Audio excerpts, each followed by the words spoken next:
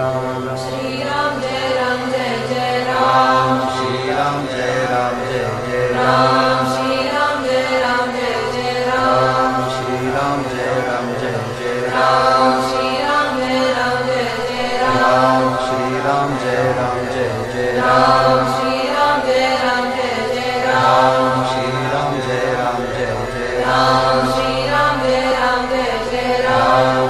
राम जय जय राम श्री राम जय जय राम श्री राम जय जय राम। उत्सवामध्ये भगवंताचे प्रेम हाच मुख्य भाग आहे।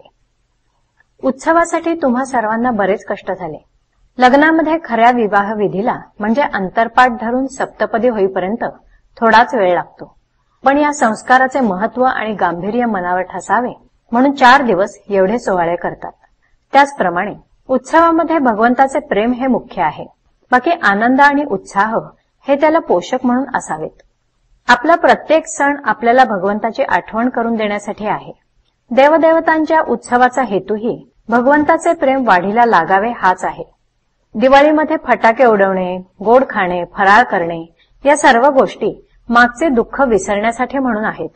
उत्सव काय, सण काय, धार्मिक कृत्य काय, तीर्थक्षेत्रे, पूजा पठण इत्यादी सर्वांचे कार्य भगवंताचे प्रेम मिळवणे हेच मुख्यतः आहे। आपल्या हातून घडणारे प्रत्येक कर्म भगवंताच्या कृपेने होते आहे ही भावना निर्माण झाली पाहिजे, म्हणजे हवे नको पण नाहीसे होऊन त्याच्या ठिकाणी प्रेम उत्पन्न होईल। देवाचे प्रेम यायला त्याची भीती गेली पाहिजे। आपण भूताखेतांवर आपला विश्वास नाही असे म्हणतो, पण करणी केलेला कोणी माणूस भेटला असताना किंवा पछाडलेला माणूस बघितल्यावर आपल्याला त्याची भीती उत्पन्न होते। जी भीती आपल्याला भूताखेतांची वाटते तीच देवाबद्दल वाटली तर आपल्याला त्याच्याबद्दल प्रेम कसे उत्पन्न होणार? तेव्हा प्रथम देवाबद्दलची भीती मनातून काढून टाका।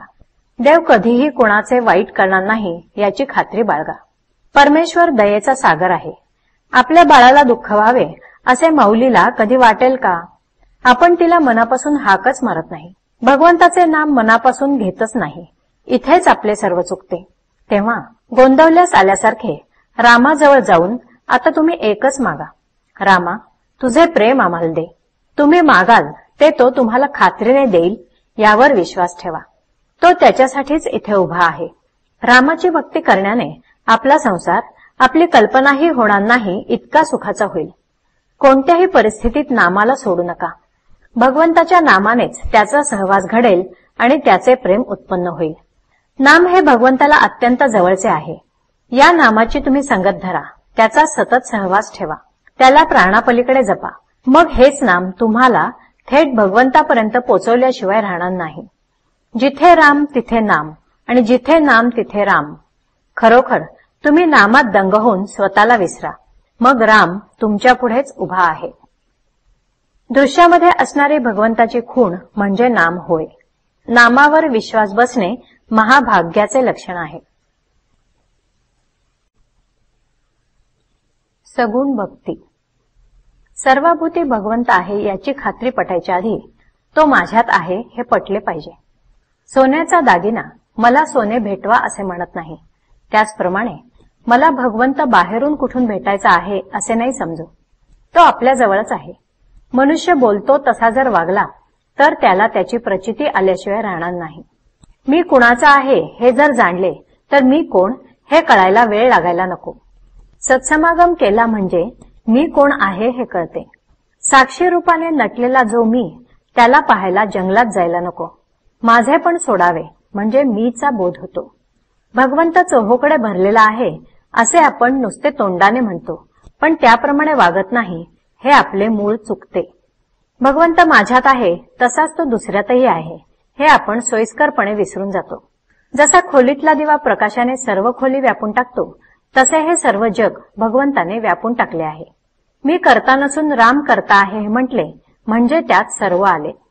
पोशाख निरनिराळे केले तरी मनुष्य हा एकच असतो। संन्यास हा मनाचा असतो, पोशाखाचा नसतो। मनावर कशाचाच परिणाम होऊ न देणे हाच संन्यास। सगुण भक्ती करावी, भक्तीने नाम घ्यावे, नामात भगवंत आहे असे जाणावे आणि भगवंताचे होऊन राहावे, हाच परमार्थाचा सुलभ मार्ग आहे। साधू संतांनी अतिशय परिश्रम घेऊन आणि स्वतः अनुभव घेऊन हा मार्ग आपल्याला दाखवून दिला आहे. आपले ज्याच्याशी साम्य आहे त्याच्याशी आपली मैत्री जमते. आपण देही असल्यामुळे आज आपला देवही आपल्यासारखाच पण त्याच्याही पलीकडे असणारा असा पाहिजे. अशा प्रकारचा देव म्हणजे सगुण मूर्ती होय. लहान मुलगा एखाद्या वस्तूसाठी हट्ट करू लागला की आपण त्याच्यापुढे त्या वस्तूसारख्या इतर पण बाधक नसणाऱ्या वस्तू टाकतो. त्याचप्रमाणे सगुणोपासनेचा परिणाम होतो. दृश्य वस्तूंवर आपले प्रेम आहे. जे दिसते ते सुखाचे आहे असे आपल्याला आज वाटते. म्हणून आपणच आपल्या कल्पनेने भगवंताला सगुण बनवला आणि त्याची उपासना केली. आपली बुद्धी निश्चयात्मक होण्यात या उपासनेचा शेवट होईल. आग्रह आणि प्रेम फक्त एका भगवंताच्या ध्येयाबद्दल असावे. इतर ध्येय असावीत पण त्यांचा आग्रह नसावा.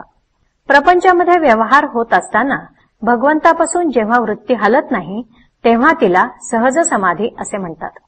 सहजपणाने जगणे म्हणजे सहजपणातून वेगळे न राहणे हीच सहज समाधी होय. राम सर्व करतो आणि राम माझा दाता आहे ही भावना ज्याची स्थिर झाली त्याच्यावर भगवंताची कृपा झाली असे समजावे. त्याच्या जन्माचे सार्थक झाले हे सांगणे नकोच. नाम घेताना स्वतःचा विसर पडणे ही सर्वोत्कृष्ट समाधी होय. नामात स्वतःला विसरण्यास शिकावे.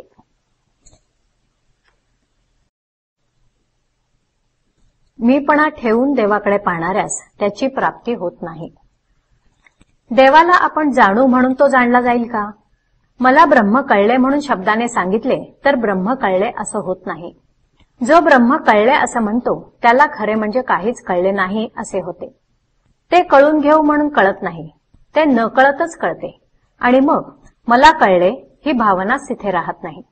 मी ब्रह्माला ओळखीन असे म्हणून जो देवाजवळ गेला त्याला काहीच प्राप्ती होणार नाही. मीपणाने जो देवाला पाहू जातो त्याला देवाची प्राप्ती होत नाही. आपला अहंकारच देवाच्या प्राप्तीच्या आड येतो आणि तो बरोबर घेऊनच जर आपण देवाला शोधू लागलो तर तो कसा सापडेल? आपल्या आणि देवाच्या मध्ये आपल्या अहंकाराचा पातळ पडदा असतो आणि तो असल्यामुळे आपल्याला देव दिसत नाही. तो दूर करा म्हणजे देव दिसू लागेल.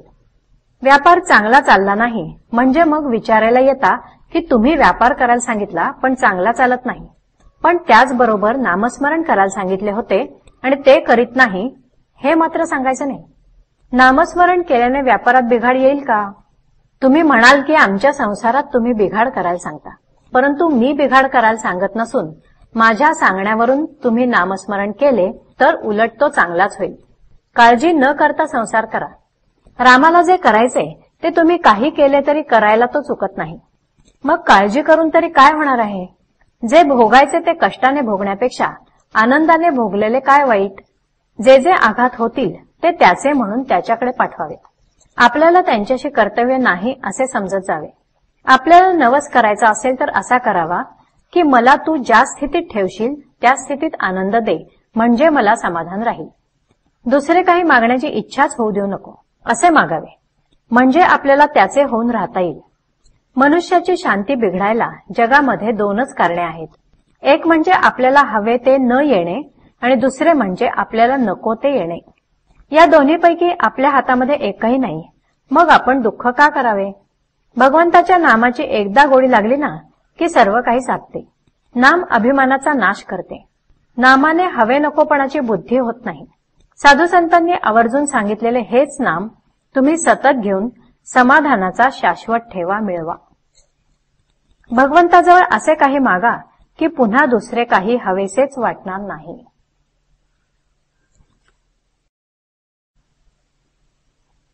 भगवंताच्या संयोग वियोगातच खरे सुख दुःख आहे. हल्ली लोकांचे हित करण्यासाठी जो तो झटत असतो, पण आपले स्वतःचे हित साधल्याशिवाय दुसऱ्याचे हित आपण काय साधणार? ज्याला स्वतःला सुधारता येत नाही तो दुसऱ्याला काय सुधारणार? त्याला सुद्धा अभिमानच आड येतो, कारण त्याला वाटते आपण दुसऱ्याचे हित करून देऊ. या अभिमानाने तो फुगलेला असतो. अहंकार जाण्यासाठी साधनच करावे लागते आणि ते साधन गुरु सांगत असतात. म्हणून त्यांच्या आज्ञेप्रमाणे वागले म्हणजे आपले हित होते. ब्रह्म हे काही कुठे शोधायला जावे लागत नाही, ते आपल्या जवळच असते, पण ते दुसऱ्याने आपल्याला दाखवावे लागते. हेच काम सद्गुरू करीत असतात. श्रीकृष्ण प्रत्यक्ष परब्रह्म अवतार घेऊन वसुदेवाचे पोटी आले. परंतु वसुदेव त्यांना आपला मुलगाच समजत होते तोपर्यंत प्रत्यक्ष परमात्मा घरी असूनही ओळख पटली नाही. तेच नारदांनी जेव्हा त्यांना सांगितले की श्रीकृष्णाला आपला मुलगा न समजता तो परब्रह्म आहे असे समजा, म्हणजे तुमचे हित होईल, तेव्हा खरी ओळख पटली. तसेच राम अवतारी असूनही वसिष्ठांनी जेव्हा सांगितले की तूच प्रत्यक्ष परब्रह्म आहेस, तेव्हाच त्याला ते ज्ञान झाले. आता हे जरी केवळ आपल्याला दाखवण्याकरता असले तरी त्याचा अर्थ हा की गुरुने दाखवल्याशिवाय तो परमात्मा भेटत नाही. गुरु तरी काय सांगतात? नामस्मरण हेच साधन म्हणून ते सांगतात. ते दिसायला जितके सोपे तितकेच करायला कठीण असते. ते कठीण आहे म्हणून सोडून देऊ नये. आपण देवाला शरण जाऊन साधन करायला लागावे, म्हणजे ते करायला तो परमात्मा शक्ती देतो. जगात खरे सुख नाही आणि दुःखही नाही. जगात सुखदुःख आहे असे जे आपल्याला वाटते ते अपुरे आहे, ते तात्पुरते आहे. खरे सुखदुःख भगवंताच्या संयोग वियोगामध्येच आहे.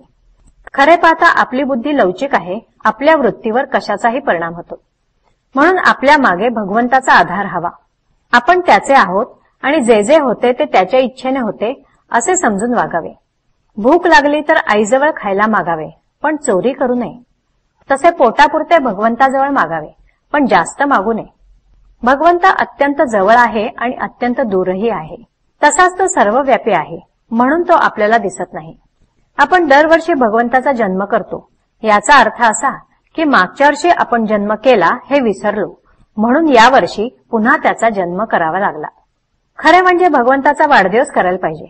भगवंत काल होता, आज आहे आणि उद्या राहणारच, म्हणून त्याचा खरा वाढदिवस होऊ शकतो.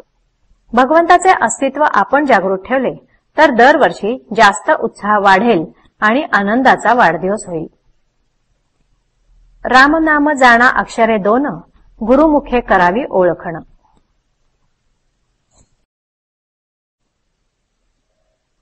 अभिमानाची पूर्णाहुती हाच खरा यज्ञ. पाण्याचा रंग कोणता म्हणून विचारले तर काय सांगता येईल? त्याचप्रमाणे भगवंत आहे. ज्याप्रमाणे पाहाल त्याप्रमाणे तो आपल्याला दिसेल. आपल्यामधल्या विकारांमुळे तो आपल्याला निराळा दिसू लागतो. खरोखर भगवंताचे खरे स्वरूप जाणणारे विरळाच. ज्याचे विकार कमी त्याला भगवंताची प्रचिती जास्त. एकच राम चोहोकडे कसा असेल हे म्हणणे भ्रमाचे आहे. सर्व अवतार एका भगवंताचेच आहेत. नारायण हा लहानपणचा अवतार आहे, कारण तो सर्वांचा आदी आहे. राम हा तरुणपणचा अवतार आणि कृष्ण हा म्हातारपणचा अवतार समजावा. भगवंताला जन्ममरण नाही, तो तर सच्चिदानंद आहे, मग त्याचा जन्म कशाला करायचा असे काही जण विचारतात. एका घरामध्ये बाहेरच्या खोलीत पोरे दंगामस्ती आणि आरडाओरडा करीत होते. आजोबा घरात आहेत हे त्यांना माहीत नव्हते. आपण घरामध्ये आहोत ही जाणीव त्या पोरांना देण्यासाठी खाकरा आला नसताना देखील आजोबा नुसते खाकरले. ते ऐकल्याबरोबर पोरे लगेच गप्प बसले. त्याचप्रमाणे भगवंताला जन्म नसून सुद्धा तो आहे ही जाणीव होण्यासाठी त्याचा जन्म करायचा असतो. भगवंत आहे ही जाणीव झाल्यानंतर आपण विषयामध्ये दंगामस्ती करणार नाही आणि तो बेताने भोगू. मी जोवर साकारावर प्रेम करतो तोवर भगवंतालाही आकार घेणे प्राप्त आहे. जे वेदांना शक्य झाले नाही, जिथे वेदांनी नेती केले ते परमात्मा स्वरूप संतांनी जाणले, म्हणून त्यांनी भगवंताला सगुणात आणले.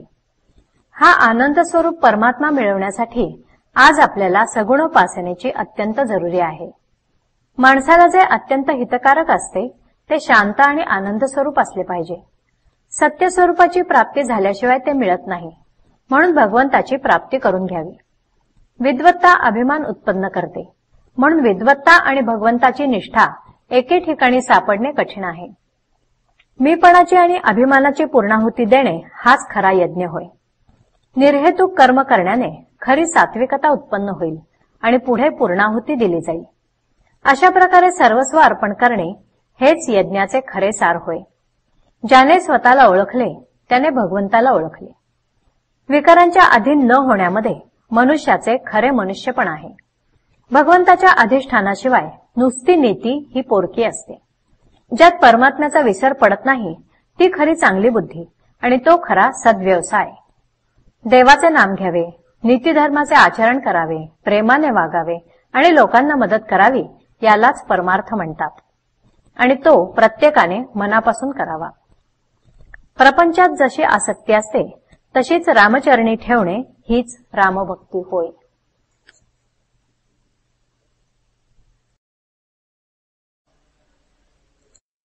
सच्चिदानंद परमात्म्याला सगुणाच्या आधारानेच पाहता येईल. परमात्मा सच्चिदानंद स्वरूप आहे हे जरी खरे, तरी ते स्वरूप सगुणाच्या आधाराशिवाय आपल्याला पाहता येणार नाही. आपण भगवंताला सगुणात पाहावे, तेव्हाच त्याच्या विभूतीचे आपल्याला आकलन होईल. म्हणूनच समर्थांनी निर्गुण ओळखून सगुणात राहावे असे म्हटले आहे. सत्य हे शांत आणि आनंदमय असले पाहिजे, हेच भगवंताचे मूळ स्वरूप आहे. ही सर्व सृष्टी भगवंतानेच उत्पन्न केली असून तिच्यामध्ये तो व्यापून राहिला आहे. अर्थात सर्व सृष्टी आनंदमय असली पाहिजे. मी मूळ परमात्मा स्वरूप असूनही त्याचा विसर पडल्यामुळे सृष्टी आनंदमय असूनही ती तशी दिसत नाही हा भ्रम आहे. डोळ्याच्या आतमध्ये पाहण्याची शक्ती नसेल तर बाह्य डोळा असूनही दिसत नाही, परंतु आतमध्ये शक्ती असली तरी ती आहे असे बाह्य डोळ्यांशिवाय कळत नाही. त्याचप्रमाणे सगुण आणि निर्गुण यांचा संबंध आहे. सत्य हे अखंड टिकणारे आहे म्हणून ते शांत आहे. ते शांत आहे म्हणून सनातन आहे. ते शांत आणि सनातन आहे म्हणून त्याच्याच ठिकाणी समाधान आहे, कारण अशांतामध्ये आनंद असणे शक्य नाही. म्हणून सत्य हे परमात्मा स्वरूप होय. परमात्मारूपी सत्य हे व्यावहारिक भाषेत सांगितले पाहिजे, पण व्यावहारिक सत्य मात्र निराळे असते. ही सृष्टी भगवंताने निर्माण केली आहे, म्हणून तिच्यामध्ये सर्व ठिकाणी भगवंताचे अस्तित्व असले पाहिजे. याचा अर्थ असा की प्रत्येकामध्ये भगवंताच्या अस्तित्वाची जाणीव करून देणारा असा एक गुण आहे. हा गुण म्हणजे जगण्याची हौस होय. सर्वांना शांती मिळावी हाच भगवंताचा हेतू आहे. ही शांती परिस्थितीवर अवलंबून नाही. शांती एकपणात आहे, द्वैतात नाही. एकामध्ये ज्याचे मन गुंतले, ज्याने आपले मन भगवंताकडे ठेवले, त्यालाच शांतीचा लाभ होतो, मग त्याची इतर परिस्थिती कशीही असो. प्रपंचाचा अनुभव कष्टमय आहे, पण भगवंताचा अनुभव आनंदमय आहे खास, आणि त्याकरता त्याच्या नामाचे अनुसंधान हे एकच साधन आहे. भगवंताला पाहायचे असेल तर आपल्यालाही तसे व्हावे लागते. सत्वगुणात भगवंत असतो, तेव्हा आपण त्या मार्गाने जावे. आजारी माणसाला 3 गोष्टी कराव्या लागतात: कुपथ्य टाळणे, पथ्य सांभाळणे आणि औषध घेणे. त्याचप्रमाणे भवरोगेलाही 3 गोष्टी कराव्या लागतात: मुख्य ध्येय परमात्मा प्राप्ती, त्याच्या आड जे येईल ते कुपथ्य, दुस्संगती, अनाचार, अधर्माचरण, मिथ्या भाषण, द्वेष, मत्सर वगैरे, त्याचा त्याग करावा. परमात्मा प्राप्तीला जे सहाय्यक पोषक सत्संगती, सद्विचार, सद्ग्रंथ वाचन आणि सदाचार ते पथ्य, ते सांभाळावे. आणि अखंड नामस्मरण करणे हेच औषध सेवन होय. आनंदरूप परमात्मा मिळवण्यासाठी सगुणोपासना पाहिजे. त्याग हे यज्ञाचे खरे मर्म आहे. सदाचरणाने राहणाऱ्या माणसाला खर्च कमी लागतो, कारण खऱ्या समाधानाने पोट भरले की अन्नही कमी लागते. मी हे वारंवार सांगतो, कारण सदाचरणाचे नीतिधर्माचे आचरण हा परमार्थाच्या इमारतीचा पायाच आहे. पाया भक्कम नसेल तर त्यावरची इमारत जास्त दिवस टिकू शकणार नाही. त्याप्रमाणे नीती जर सांभाळली नाही तर पुढच्या कर्माचा फारसा उपयोग होत नाही. परस्त्री मातेसमान माना, परद्रव्याची अभिलाषा बाळगू नका आणि परनिंदेला विष्ठा समजून त्याग करा. या 3 गोष्टींना फार सांभाळा. परमार्थाची इमारत या 3 गोष्टींवर उभी करायची आहे. नुसता पाया बांधून ज्याप्रमाणे घरात राहता येत नाही, त्याप्रमाणे पायाशिवाय इमारतही उभी करता येत नाही. राम करता ही भावना ठेवून नामात राहणे म्हणजे परमार्थरूपी इमारतीत आनंदात राहणेच होय. व्यावहारिक मोठेपणा बाजूला ठेवा आणि देवाला अनन्य भावाने शरण जा. देवाला शरण जाताना सर्व विसरून जा. समजा एखादा माणूस नाटकात राजाचे काम करीत असला आणि नाटक संपल्यावरही तो घरी येऊन जर राजासारखे वागू लागला तर त्याचा सर्व व्यवहार बिघडून जाईल. त्याचप्रमाणे देवाला शरण जाताना मी मोठा भक्त, विद्वान, पैसेवाला ही सर्व नाती विसरून गेले पाहिजे.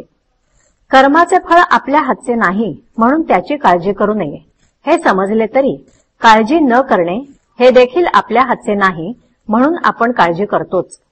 यासाठीच भगवंताच्या नामात राहण्याची सवय करा. कर्म करणे यात विशेष नाही. आपल्याला कर्म केल्याशिवाय चैनच पडत नाही.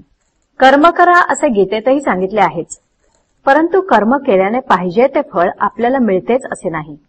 म्हणून भगवंताला स्मरून कर्म करा आणि मग काय काय होते ते पहा. हेच निष्काम कर्म. भगवंताच्या इच्छेने सर्व घडते आहे ही भावना ठेवून आपले कर्तव्य करणे हे सर्व गीतेचे सार आहे. जो समजून त्याग करेल त्याला फायदा होईल, नाहीतरी संन्यास आणि त्याग दोन्ही आपल्याजवळ सुद्धा आहेत. भगवंताच्या बाबतीत आपण संन्यासी वृत्ती धारण करतो आणि आपण आपल्या आईबापाला सोडतो असा त्याग करतो. हे काय कामाचे? त्याग हे यज्ञाचे खरे मर्म आहे. भगवंताच्या प्राप्तीच्या आड जे जे येते ते ते टाकणे म्हणजे यज्ञ करणे होय. या यज्ञामध्ये वासनांची आहुती द्यावी. कोणत्याच गोष्टीबद्दल हवे अगर नको असे न वाटणे हेच वासनांची आहुती दिल्याचे लक्षण आहे. जेथे वासना संपली तेथेच भगवंताची कृपा झाली.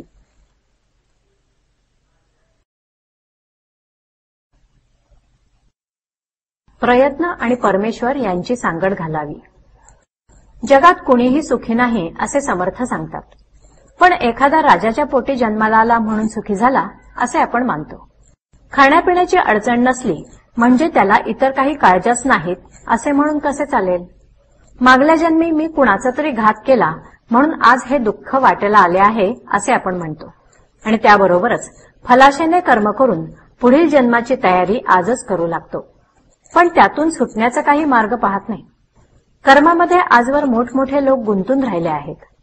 जन्माला आलो तो जन्माचे सार्थक करून घेण्याकरता, पण या फेऱ्यातच आपण अडकून पडलो तर काय उपयोग? आपण एखाद्या कापडाच्या गिरणीत गेलो तर म्हणतो काय धोटे फिरतात, परंतु फिरवणारा तर दुसरीकडेच असतो.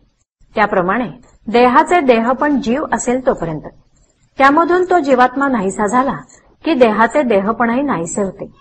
आत्म्याच्या संयोगाने सर्व काही चालते. एका गृहस्थाला फार काम असे, जेवायलाही फुरसत मिळत नसे. त्याच्या आईने त्याच्या खिशात बदाम, खडीसाखर, वड्या अशा जिन्सा टाकल्या आणि सांगितले की येता जाता काम करता करता एक एक तोंडात टाकत जा. त्याप्रमाणे संतांनी आम्हाला नामरूपी खाऊ दिला आणि सांगितले की येता जाता काम करता करता हा तोंडात टाकीत जा, म्हणजे लोभाची भूक लागणारच नाही, फार सुख होईल.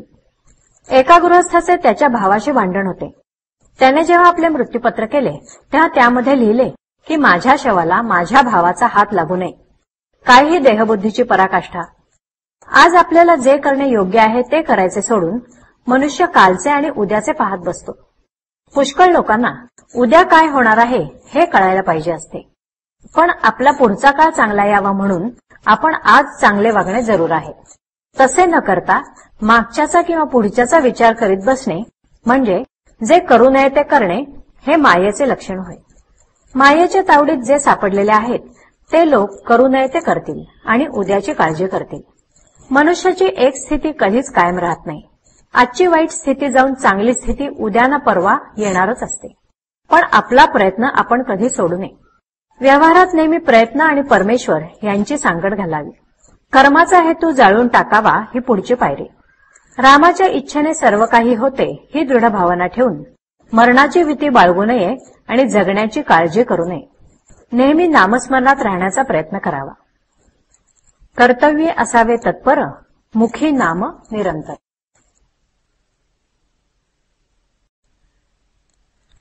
भगवंताचे स्मरण हेच भक्तीचे रहस्य. मी नाही तू आहेस हे जाणणे हीच खरी भक्ती होय. भक्तीचा विषय एक भगवंत ठेवला की बाकी सर्वांचा विसर पडतो. भक्ती केली की चित्त निर्विषय होते हे सांगावेच लागत नाही. स्वतःचे विस्मरण आणि भगवंताचे स्मरण हेच भक्तीचे रहस्य. भगवंताची प्राप्ती पाहिजे असेल तर भक्ती करावी. भगवंताच्या चरित्रात भक्तांच्या सर्व तऱ्हा आहेत, त्यामध्ये आपण कुठेतरी खासच बसू. भगवंताने त्या सर्वांना समाधान दिले, मग ते आपल्याला का मिळणार नाही? जग प्रगतीपर आहे हे खरे, पण पैसा, मुले, मान्यता वगैरे ऐहिक सुखांची वाढ होणे यालाच आपण प्रगती समजतो. भगवंताची भक्ती ही खरी प्रगती होय. ही प्रगती बाहेर दिसण्यासारखी नाही. भगवंता वाचून यश हे अपयशच समजावे. कित्येक वेळा अपयश हेच यश बनते, म्हणून अपयश आले तरी ते भगवंताच्या इच्छेने आले असे समजून शांत राहावे. भगवंत आहे असे म्हणणे किंवा मानणे याचा अर्थ असा की ही सर्व सृष्टी भगवंताने उत्पन्न केली आहे. त्या सृष्टीचे तो रक्षण आणि पालन करतो. सृष्टीमध्ये अनेक समूह आहेत, त्यांचे सुद्धा रक्षण आणि पालन तोच करतो. त्या समूहांपैकी आपण एक जीव आहोत आणि आपलेही रक्षण आणि पालन तो सदा करीत आहे. खरे पाहिले असता प्रत्येक मनुष्य अद्वैताचाच अभ्यास करीत असतो. अद्वैतामध्ये नेणारे द्वैत आपल्याला पाहिजे आहे. भगवंत म्हणजे सगुण परमात्मा असा आहे की तो वेगळा दिसतो खरा, परंतु भक्ताला तो आपल्यासारखा करून घेतो. आई आणि मुलगा यांच्यामध्ये साम्य असते. मुलाचा आवाज आईला नेहमी गोडच लागतो, त्याप्रमाणे भक्ताचा आवाज भगवंताला गोड लागतो. शेताची राखण करण्याकरता जसे काठीवर कांबळे घालून त्याचे सोंग करतात, तसेच सगुण उपासनेचे आहे. राखणदार हजर नसताना ते सोंग ज्याप्रमाणे शेताचे रक्षण करायला उपयोगी पडते, त्याचप्रमाणे निर्गुणाच्या अभावी परमात्म्याची आठवण करून देण्यासाठी सगुण हे उपयोगी पडते. डोंगराच्या माथ्यावर चढल्याशिवाय आपले पलीकडे असलेले गाव जसे आपल्याला दिसत नाही, तसे सगुण रूपमय झाल्याशिवाय निर्गुण होता येत नाही. जो भगवंतावर अवलंबून आहे तोच खरा स्वतंत्र होय. भगवंताचा ध्यास लागणे म्हणजे तद्रूपच होणे होय. भगवंताची प्रीती याचेच नाव भक्ती. माझा त्राता, माझी काळजी घेणारा, माझे रक्षण करणारा आणि पालन करणारा तो भगवंत आहे असे मानणे आणि तसे वागणे हीच भगवंताबद्दलची खरी अस्तित्व बुद्धी होय. आपले स्वतःवर जितके प्रेम आहे त्याच्यापेक्षा जास्त प्रेम भगवंतावर करणे हीच खरी उपासना आणि हेच जीवनाचे सर्वस्व होय. संकटांचे डोंगर अंगावर पडले तरी ज्यांची वृत्ती भगवंतापासून चळत नाही तोच खरा भगवंताचा झाला.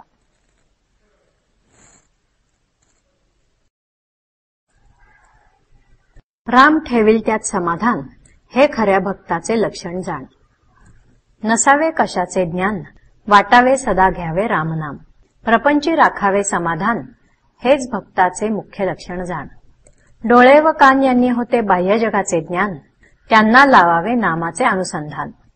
राम आणावा चित्ती, त्याचा प्रपंच करतो ही राखावी स्मृती. स्वार्थहीन व्हावे आपण, ते होईल करता परमात्म स्मरण. संधी साधून जो राहिला तोच जगी धन्य झाला. नाटकात नट काम करी जैसे, आपण वर्तत जावे तैसे. राजा रंक होई जरी, तरी मी कोण हे जाणून राहे अंतरी. जग सज्जन दुर्जन मिश्रित, त्यातून शोधून काढावा अवचित. जो लाभेल संगतीला, रामाचे प्रेम दुणावेल त्याला. द्वेष मत्सर अहंकार वृत्ती यांची न धरावी संगती. मानापमान करावे सहन, साक्ष ठेवून रामचरण. सर्व काही करावे पण खरे प्रेम साधनावर असावे. अभिमान रहित रहावे हेच शिष्याचे लक्षण जाणावे. राम व्हावा माझा, रात्रंदिवस काळजी ठेवीत जा. लक्ष ठेवावे संताकडे, देह लावावा प्रपंचाकडे. गुणात उत्तम गुण, आपले कळावे अवगुण. अवगुण कळले ज्याला, तो सुधारण्याच्या मार्गाला लागला. प्रथम स्वाधीन करी आपले मना, सोडावा अहंभाव विषय वासना. काही पाहिजे हे न वाटावे मना. व्यवहारात असावे दक्ष, कधी न घ्यावा विषयी लोकांचा पक्ष. दुर्जनाची संगती तीच रामाला दूर करती. म्हणून मनासी धरावा सत्संग, रामाविण दुजा नसावा रंग. उदास व्हावे एकाच वेळी, केव्हा भेटेल वनमाळी. तळमळीचे मुख्य लक्षण, दुसरे विषयाची न व्हावी आठवण. पतिव्रतेला पती जाण, तैसे साधकाला साधन जाण. मोहाला बळी पडणे, याहून नाही दुजे लाजीरवाणे. विघ्न रामसेवेत भारी, तरी आपण सांभाळावे हाती घेऊन शिरी. रामाची सेवा हा जाणावा संसार, मग सुखाने करावा व्यवहार. देवास करावा नैवेद्य अर्पण, प्रसाद घ्यावा त्याचा आपण. चित्त ठेवावे रामापाशी, ध्यास असावा त्याचा अहर्निशी. गुरुकडून घेतलेले नाम पावन करील जगास, हा ठेवावा विश्वास, राम कृपा करील खास. देहाने नाही करता आले, मन रामापायी गुंतवले, रामाने त्याचे कल्याण केले. राम ठेवील त्यात समाधान, हेच खरे भक्ताचे लक्षण जाण. भगवंता वाचून मनी न येऊ द्यावे काही, भगवत स्वरूप तो सर्व ठिकाणी पाही. आपण व्हावे रामाचे, उदाहरण घालून द्यावे साचे. नामाहून दुजे काही, सत्य त्रिवाचा नाही. निर्हेतुक घ्यावे नाम, जेणे जोडेल आत्मा राम. भगवंताजवळ वास ठेवल्यावर वासना राहतच नाही. एखादा मनुष्य दुष्ट निघाला तर मागल्या जन्मी तो कसा बसेल असे आपण म्हणतो. पण हे बरोबर नाही. मनुष्याला वासनेनेच जन्म येतो, कर्माने नाही. म्हणूनच कर्म टाळायचं नसते, त्याच्या मागची वासना टाळावी लागते. कर्म हे केव्हाही बाधक ठरत नाही, तर कर्माचा हेतू बाधक ठरतो. अधिकाऱ्यापुढे शिपाई चालतो आणि कैद्याच्या पुढेही चालतो, परंतु यामध्ये जो फरक आहे तो संताच्या आणि आमच्या वासनेत आहे. आम्ही वासनेचे खत विषयाला घालतो आणि विषयातच गुंतून राहतो. वासनेचा क्षय सत्संगाशिवाय नाही होणार. संगतीने मनावर परिणाम घडतो. वासना ही दुसऱ्या कोणत्याही उपायांनी तृप्त होण्यासारखी नसून आपण जर भगवंताजवळ वास ठेवला तरच ती नष्ट होते. वासना म्हणजे विषयाजवळचा वास ना म्हणजे नको. सकाळपासून संध्याकाळपर्यंत आणि रात्रीपर्यंत वासनेमुळे सर्व कर्म एकमेकात गुंतून गेले आहे.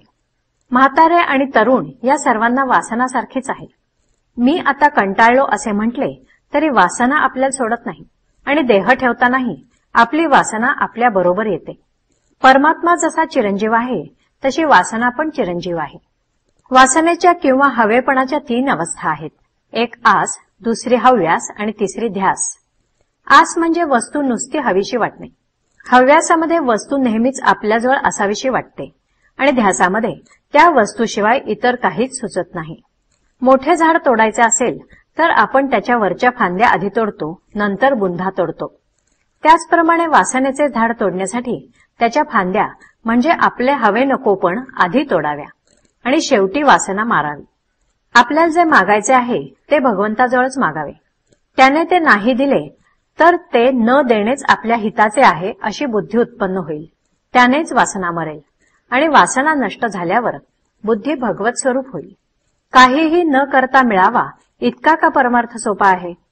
त्याच्यासाठी निदान वाईट वासना तरी मारायला नको का? आणि चांगल्या वासना सुद्धा नीती आणि धर्माला धरून असतील तेवढ्याच भोगाव्या. श्रीमंतांच्या गरजा मरेपर्यंत भागत नाहीत, कारण त्यांना वासना जास्त असते. काळ हा आपल्याला आशेत गुंतवून ठेवतो आणि शेवटपर्यंत सुख न देता आपले आयुष्य संपवतो. जो जिवंतपणे वासना रहित राहिला त्याला सुखदुःख नाही. आपण आपल्याच घरामध्ये पाहुण्यासारखे वागावे. असे राहण्याने वासना क्षीण होईल.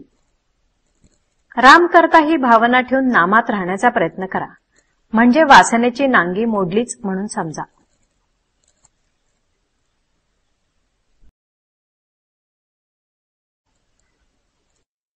वृत्ती भगवंतमय होणे याचेच नाव भक्ती. भगवंतापासून पंचमहाभूते निर्माण झाली आणि तसे बघितले तर सर्व चमत्कार भगवंताच्या सामर्थ्याने पंचमहाभूतांचेच असतात. भगवंताच्या ठिकाणी जे जे आहे ते सर्व आपल्या ठिकाणी आहे. भगवंत हा जगाचा मालक आहे. त्याच्या सत्तेने सर्व व्यवहार घडतात. आपण जीव त्याचा अंश आहोत, म्हणून आपण कर्तव्य करावे आणि फळ भगवंताच्या इच्छेवर सोपवावे. आता प्रश्न असा आहे की सर्व गोष्टी जर भगवंताच्या इच्छेने घडतात तर माझी इच्छाही भगवंतच उत्पन्न करतो, आणि असे जर आहे तर मी माझी इच्छा का मारावी? अगदी बरोबर आहे. रात्री अंधार पडतो त्याला कारण कोण? त्याला कारण सूर्य. कारण सूर्य मावळला की अंधार पडतो. याचा अर्थ असा की ज्याप्रमाणे प्रकाशाचे कारण सूर्य आहे त्याचप्रमाणे अंधाराचे कारण पण सूर्यच आहे. फरक इतकाच की प्रकाशाचे कारण तो असणेपणाने आहे आणि अंधाराचे कारण तो नसणेपणाने आहे. हे जसे खरे तसे माझ्या इच्छेचे कारण सुद्धा भगवंतच आहे, पण तो नसणेपणाने कारण आहे इतकेच. सारांश भगवंताचा विसर पडला की माझी इच्छा जन्म पावते. म्हणून ज्याला भगवंत हवा असेल त्याने त्याचे स्मरण करावे आणि आपली इच्छा त्याला अर्पण करावी. आपली देहबुद्धी नष्ट झाली की भगवंत ओळखता येतो. ज्याप्रमाणे इमारतीचा नकाशा कागदावर असतो त्याचप्रमाणे सगुण मूर्ती हेच आपले परब्रह्म. एकदा नकाशा पक्का झाल्यावर मग इमारत बांधणे जड जात नाही. सगुण मूर्तीचे ध्यान करावे. ब्रह्म निराकार आहे, त्याला आकारात आणणे ही चूक आहे असे कोणी कोणी म्हणतात. पण मी स्वतः जिथपर्यंत आकारात आहे तोपर्यंत सगुण मूर्तीचे पूजन आवश्यकच आहे. मी रामाचा आहे म्हणणे म्हणजे मी ब्रह्म आहे असे म्हणणे होय.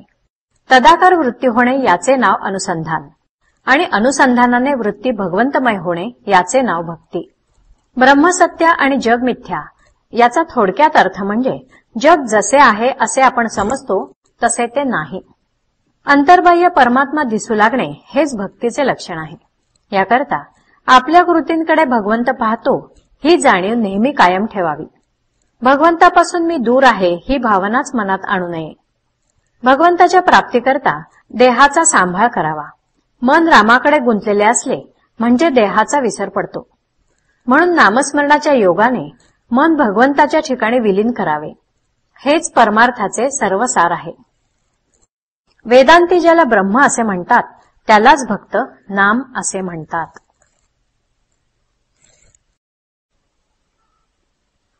निष्ठा बलवत्तर असावी.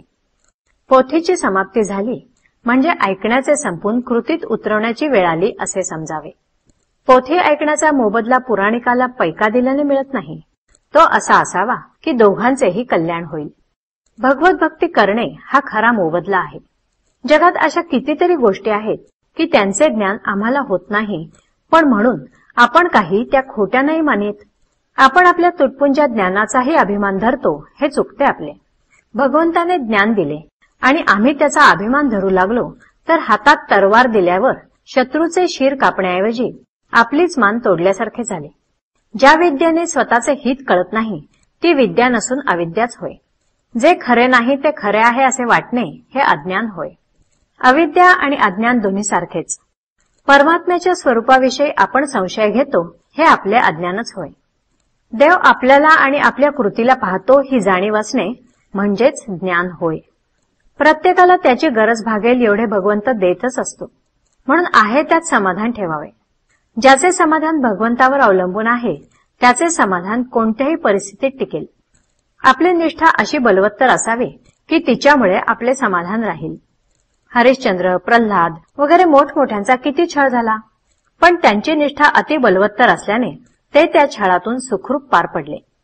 परिस्थिती सारखी बदलत असते, म्हणून जे फळ आपण आज मागतो ते बदललेल्या परिस्थितीत सुखाचे होईलच याची खात्री नाही. म्हणून जे फळ मिळेल त्यात समाधान मानावे. गीतेत असे सांगितले आहे की सर्व धर्म सोडावेत पण भगवंताला शरण जावे. पण ते न करता आपण विषयाला शरण जातो, त्याला काय करावे? अर्जुनाने भगवंताला आपल्या बाजूला घेतले आणि त्यामुळे पांडवांचे जे समाधान टिकले ते काही कौरवांचे टिकले नाही. पांडवांनी देहाने वनवास सोसला, पण मनाने त्याने भगवंताला भजल्यामुळे वनवासातही ते समाधानात राहिले. भगवंताच्या इच्छेने सर्व होते आणि सर्व तोच करतो अशी भावना ठेवणे यासारखे समाधान नाही. आनंद कृतीत आहे, फळाच्या आशेत नाही. नामस्मरण ही कृती केली तर शाश्वत आनंद आणि समाधान आपल्याला मिळाल्या वाचून राहणार नाही. जे घडते ते भगवंताच्या इच्छेने घडते अशा खऱ्या भावनेने एक वर्षभर जो राहील त्याला समाधान हे काय आहे ते खात्रीने कळेल. नाम घेताना देवाला सांगावे, प्रपंचातले काही मला देऊ नकोस, मला तुझे प्रेम दे.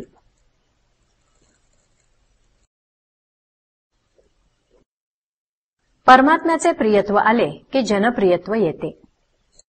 परमात्म्याने आपल्याला लोककल्याणार्थ सर्व काही शक्ती द्याव्यात असे काही माणसांना वाटते, पण अमुक एका देहामार्फत लोककल्याण व्हावे अशी इच्छा का असावी? देहबुद्धी सुटली नाही असाच याचा अर्थ नव्हे का? शक्ती वापरण्याचे सामर्थ्य आपल्याला आले तर परमात्मा कदाचित ती देईलही. लहानाच्या हातात तरवार देऊन काय उपयोग? लोकांनी आपले ऐकावे असे तुम्हाला वाटते, पण अजून क्रोध अनावर आहे, मन ताब्यात नाही असेही म्हणता. तर आधी आपल्या विकारांवर मनावर छाप बसवा आणि मग लोकांबद्दल विचार करा. तुम्हाला जनप्रियत्व पाहिजे ना, मग जनांचा राजा परमात्मा त्याचे प्रियत्व संपादन करा, म्हणजे जनप्रियत्व आपोआपच येईल. तुम्हाला लोक वाईट दिसतात, पण त्यांना सुधारायला जाऊ नका.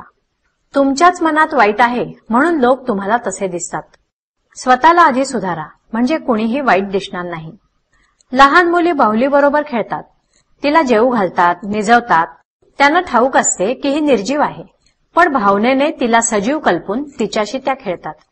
तुम्हीही अशी भावना का करीत नाही की परमात्मा आपल्याशी बोलतो आणि आपणही त्याच्याशी बोलतो? ही भावना जो जो जास्त दृढ होईल तो खरोखर तो तुमच्याशी बोलू लागेल. मनातून आपले नाते भगवंताशी ठेवावे. आपले सगळे जीवन जर भगवंताच्या हाती आहे तर जीवनातल्या सर्व घडामोडी त्याच्याच हातात असणार. आपण सात्विक कृत्य करतो पण त्यांचा अभिमान बाळगतो. सात्विक कृत्ये चांगली खरी, पण त्यात अभिमान ठेवला तर फार वाईट. एक वेळ वाईट कृत्य परवडली, केव्हा तरी त्यांचा पश्चाताप होऊन मुक्तता तरी होईल. पण सात्विक कृत्यातला अभिमान कसा निघणार? मी आप्तइष्टांना मदत केली आणि आप्तइष्ट म्हणू लागले की यात याने काय केले? परमात्म्याने त्याला दिले म्हणून त्याने मदत केली. हे ऐकून मला वाईट वाटते. इथे वास्तविक पाहता परमात्मा त्यांना आठवला आणि मी मात्र मी दिले असा अभिमान धरून वाईट वाटून घेतो. परमात्म्याने त्यांना माझ्या हाताने दिले हीच सत्यस्थिती असताना मला वाईट वाटण्याचे कारण काय? म्हणून परमात्म्याच्या इच्छेने सर्व घडते आहे ही भावना ठेवावी. आपले जीवन देवाच्या हाती आहे आणि देव नामाच्या स्वाधीन आहे.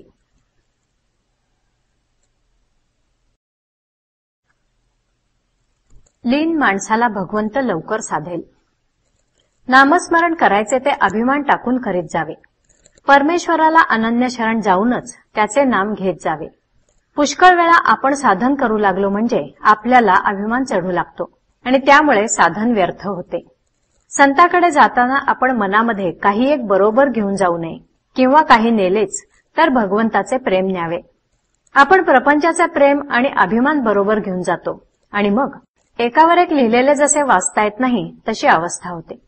एखादी वस्तू आपल्याला हवी असे वाटल्यावर आपण तिच्या प्राप्तीविषयी विचार करू लागतो. म्हणूनच पहिल्याने भगवंत हवा असे आपल्याला वाटले पाहिजे. त्यानंतर त्याच्या प्राप्तीच्या साधनांचा अभ्यास करायला पाहिजे. हा अभ्यास मनाच्या कष्टाचा आहे. क्रोधाला बाहेर येऊ देण्यापेक्षा क्रोध गिळणे यात जास्त श्रम आहेत.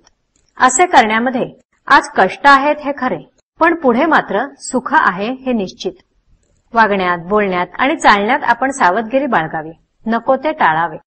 अनन्यतेला पैसा लागत नाही, विद्या लागत नाही, त्याला फक्त आपली अभिमान वृत्ती बाजूला ठेवावी लागते. भगवंताचे होण्यासाठी अंगी लीनता आलीच पाहिजे. लीन माणसाला भगवंत लवकर साधेल. लीनतेमध्ये बाकीचा विसर पडून भगवंत तेवढा शिल्लक राहतो. जो वृत्तीने लहान आहे त्याला भगवंत लवकर वश होतो. मनुष्य मोठा असून लहानासारखा वागला तर ते फार चांगले असते. मनाने मात्र आपण बळकट बनले पाहिजे. आपण स्वतःशी 24 तास उघडा व्यवहार करावा. भगवंताने आपल्याला केव्हाही जरी पाहिले तरी आपल्याला लाज वाटता कामा नये. आपले वागणे असे असावे की भगवंताची आस मनामध्ये वाढत जाऊन तिचे पर्यवसान ध्यासामध्ये व्हावे. रात्री जे स्वप्न पडावेसे वाटते ते दिवसभर करावे. यासाठी आपली वृत्ती नामामध्ये गुंतवून ठेवावी. असावे सर्वात पण नसावे कोणाचे अशा वृत्तीने जो राहील त्याला लवकर परमार्थ साधेल. देहाच्या उपचारांना जो भुलतो तो भगवंताला अगदी विसरलेला असतो. पण ज्याचे अनुसंधान मजबूत असते त्याला जगातल्या ऐश्वर्याची किंमत नसते. पैशाची वासना आणि लौकिकाची लालसा माणसाला भगवंतापासून दूर नेतात. त्यांच्या तावडीत सापडता कामा नये. लोकेशना आणि धनेच्छा या दोन्ही गोष्टींचा संबंध प्रपंचात वावरत असताना येणारच. तो टाळता येणे कठीण आहे. पण ज्याला भगवंताचे प्रेम पाहिजे आहे त्याने त्यांचा गुणधर्म ओळखून त्यांना वापरावे, म्हणजे त्यांच्यापासून उत्पन्न होणारे दोष त्याला बाधणार नाहीत.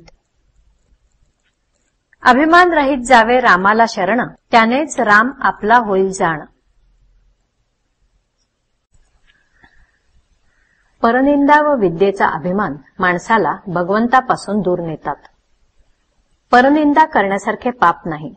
निंदेची सवय फार वाईट असते. तिच्यामुळे आपले स्वतःचेच नुकसान होते. दुसऱ्याला दुःख व्हावे म्हणून माणूस परनिंदा करतो, पण ती ऐकायला तो हजरच कुठे असतो. म्हणजे मग आपण यात काय साधले? निंदेमुळे आपलेच मन दूषित होते. दूषित मन किंवा दुष्कर्म हे माणसाला परनिंदेला प्रवृत्त करते. ज्याला परनिंदा गोड वाटते त्याने समजावे की आपल्याला भगवंत अजून फार दूर राहिला आहे. तिखट तिखटाप्रमाणे लागू लागणे ही जशी सापाचे विष उतरल्याची खूण आहे, त्याचप्रमाणे परनिंदा गोड वाटेनाशी झाली की देव जवळ येत चालला असे समजावे. म्हणून ज्याला स्वतःचे हित करून घ्यायचे असेल त्याने परनिंदा सोडून द्यावी आणि जिव्हा नामाला वाहावी. भगवंताच्या मार्गाने जाणाऱ्याने दुसऱ्याच्या ठिकाणी दिसणाऱ्या दोषांचे बीज आपल्यामध्ये आहे हे ध्यानात ठेवून वागावे आणि अवगुणाचे तण आपल्या अंतःकरणातून काढून टाकून तिथे भगवंताच्या नामाचे बीज पेरावे. पुष्कळ वेळा आपले दोष आपल्याला कळतात. ते भगवंताच्या आड येतात हे देखील कळते, पण त्याला आपला इलाज नसतो. उदाहरणार्थ, काही लोकांची दृष्टी फारच बाधक असते. एखादी चांगली वस्तू किंवा गोष्ट त्यांनी बघितली की ती बिघडते. असे दोष पुष्कळ वेळा ज्याचे त्याला सुधारता येत नाहीत. पण सत्संगती जर लाभली तर मात्र असले दोष देखील सुधारतात. हा संतांच्या संगतीचा महिमा आहे. मनुष्य स्वभावता आपले दोष वाढवण्याचा प्रयत्न करीत असल्यामुळे त्याचे जीवन सुखमय होत नाही. तो दुसऱ्याला त्याचा दोष दाखवून देईल, पण त्याला स्वतःला आपला दोष कळणार नाही. विद्या ही बरेच वेळा मनुष्याला भगवंतापासून दूर नेते. वारकरी पंथातले अडाणी लोक विठ्ठल विठ्ठल म्हणता म्हणता भगवंताला ओळखतात, पण शहाणे लोक परमार्थाची पुस्तके वाचूनही त्याला ओळखीत नाहीत. घरात बदाम आणि खारका यांची पोती भरून ठेवली तरी ते पदार्थ जोपर्यंत हाडामासात जाऊन रक्तामध्ये मिसळत नाहीत तोपर्यंत त्यांचा उपयोग नाही.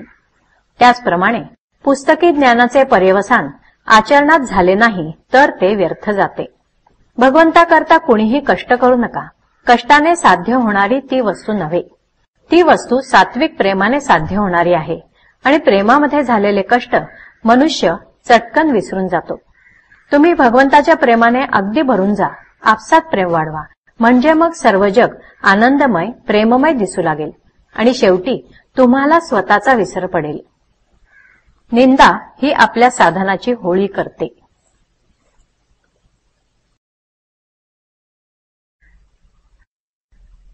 अनन्यतेतच भक्ती जन्म पावते. भगवंत वाचून भक्ती होत नाही. ज्याप्रमाणे सौभाग्यवती म्हटली की तिला नवरा असायचाच, त्याचप्रमाणे भक्ती म्हटली की तिथे भगवंत असलाच पाहिजे. भगवंत हा भक्तीचा प्राण आहे. भक्ती आणि माया दोघी भगवंताच्या स्त्रिया आहेत, पण म्हणून त्या सवती आहेत. दोन सवती एके ठिकाणी सुखाने नांदत नाहीत हा जगाचा अनुभव आहे. मायेला बाजूला करायची झाल्यास आपण भक्तीची कास धरावी, म्हणजे ती मायेस आपोआप हुसकावून लावते. मायेचे वर्चस्व नाहीसे झाले की आपले काम होऊन जाते. तालमीत जाणारा आणि तालमीत न जाणारा यांच्यामध्ये थोडा तरी फरक दिसायला पाहिजे. तालमीत जाणाऱ्याच्या शरीरावर थोडा तरी पीळ दिसायला हवा ना. तसेच जो भक्ती करतो त्याच्या वृत्तीमध्ये थोडा तरी फरक पडला पाहिजे.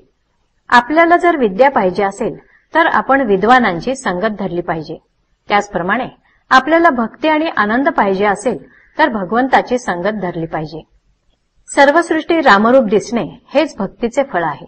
याकरिता अनन्यतेची अत्यंत जरुरी आहे. अनन्यतेतच भक्ती जन्म पावते.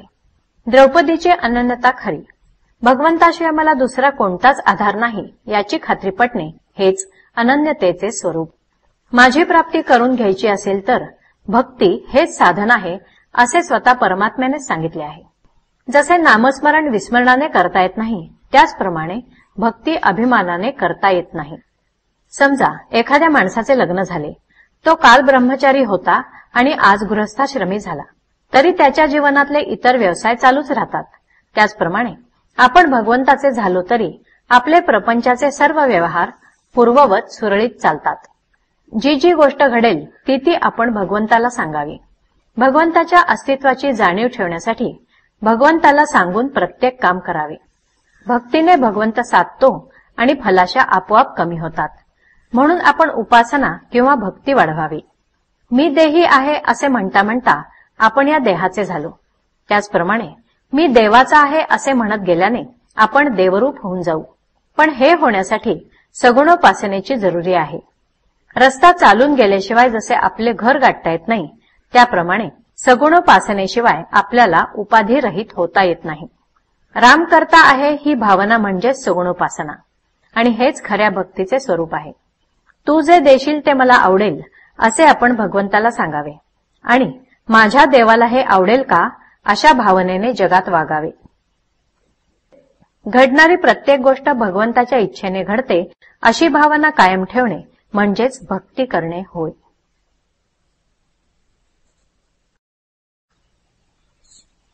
भगवंताच्या प्राप्तीची साधने. भगवंत आणि आपण यांच्यामध्ये अभिमानाचा पडदा आहे.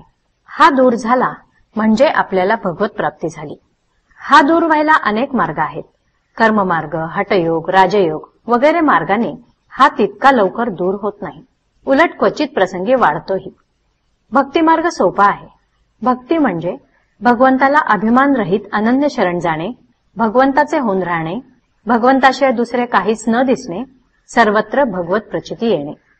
अशी भक्ती प्राप्त होण्याचा मार्ग म्हटला म्हणजे सर्व कर्तृत्व भगवंताकडे देणे, सर्व त्याच्या इच्छेने चालले आहे असे मानणे आणि आपली प्रत्येक क्रिया त्याला समर्पण करणे. असे केल्याने आपला अभिमान लवकर नाहीसा होतो.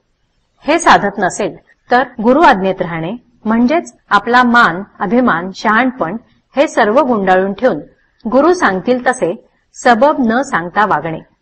हेही साधत नसेल तर संतांजवळ नुसते पडून राहणे. त्यांच्या सांगण्याने, सहवासाने अभिमान हळूहळू कमी होतो. भक्ती 2 प्रकारांनी उत्पन्न करता येते. पहिला प्रकार म्हणजे सर्व सोडून लंगोटी लावून भगवंता तू मला भेटशील तेव्हाच मी उठेन अशा निग्रहाने बसणे. हा मार्ग कठीण आहे. प्रापंचिकाला हा साधणार नाही. दुसरा प्रकार म्हणजे सहवासाने भक्ती उत्पन्न करणे. भगवंताचे गुणवर्णन वाचणे, त्याचेच गुण श्रवण करणे, त्याच्या दर्शनात जाणे, प्रत्येक कृत्य भगवंताकरता करणे, प्रत्येक कृत्यात त्याचे स्मरण ठेवणे, असा त्याचा अखंड सहवास ठेवावा. म्हणजे भगवंताच्या ठिकाणी प्रेम उत्पन्न होते. विषयाकरता केलेली भगवत भक्ती ही खरी भक्ती होऊ शकत नाही. भगवत सेवा निष्काम पाहिजे, कारण भक्ती म्हणजे संलग्न होणे. मी विषयाशी संलग्न असतो तेव्हा ती विषयाची भक्ती होते, भगवंताची नाही. तेव्हा आपण करतो ही भगवंताची सेवा नसून विषयाची सेवा होते हे ठरल्यासारखे झाले. म्हणजे मी विषयाचाच गुलाम झालो. विषयांचा गुलाम होऊन मी विषय कसे भोगणार? मालक होऊन विषय भोगावेत. संत, भगवंत हे निरतिशय सुख देणारे आहेत. त्यांच्याजवळ विषय मागणे म्हणजे रामाजवळ भिक्षेचे फडके मागण्या इतकेच वेडेपणाचे नव्हे का? आपण सेवेचे फळ मागून भगवंताला मात्र दूर करतो. भगवंताची प्राप्ती हेच आपल्या जीवनाचे ध्येय ठरवून आपण नेहमी त्याच्याभोवती फिरत असावे. भगवंतामध्ये जे मिसळतात ते परत येत नाहीत हे लक्षात ठेवावे. भगवंताच्या प्राप्तीच्या आड येणारे नाहीसे व्हावे म्हणून तळमळणारा जो असतो त्याचे साधन बरोबर चाललेले असते.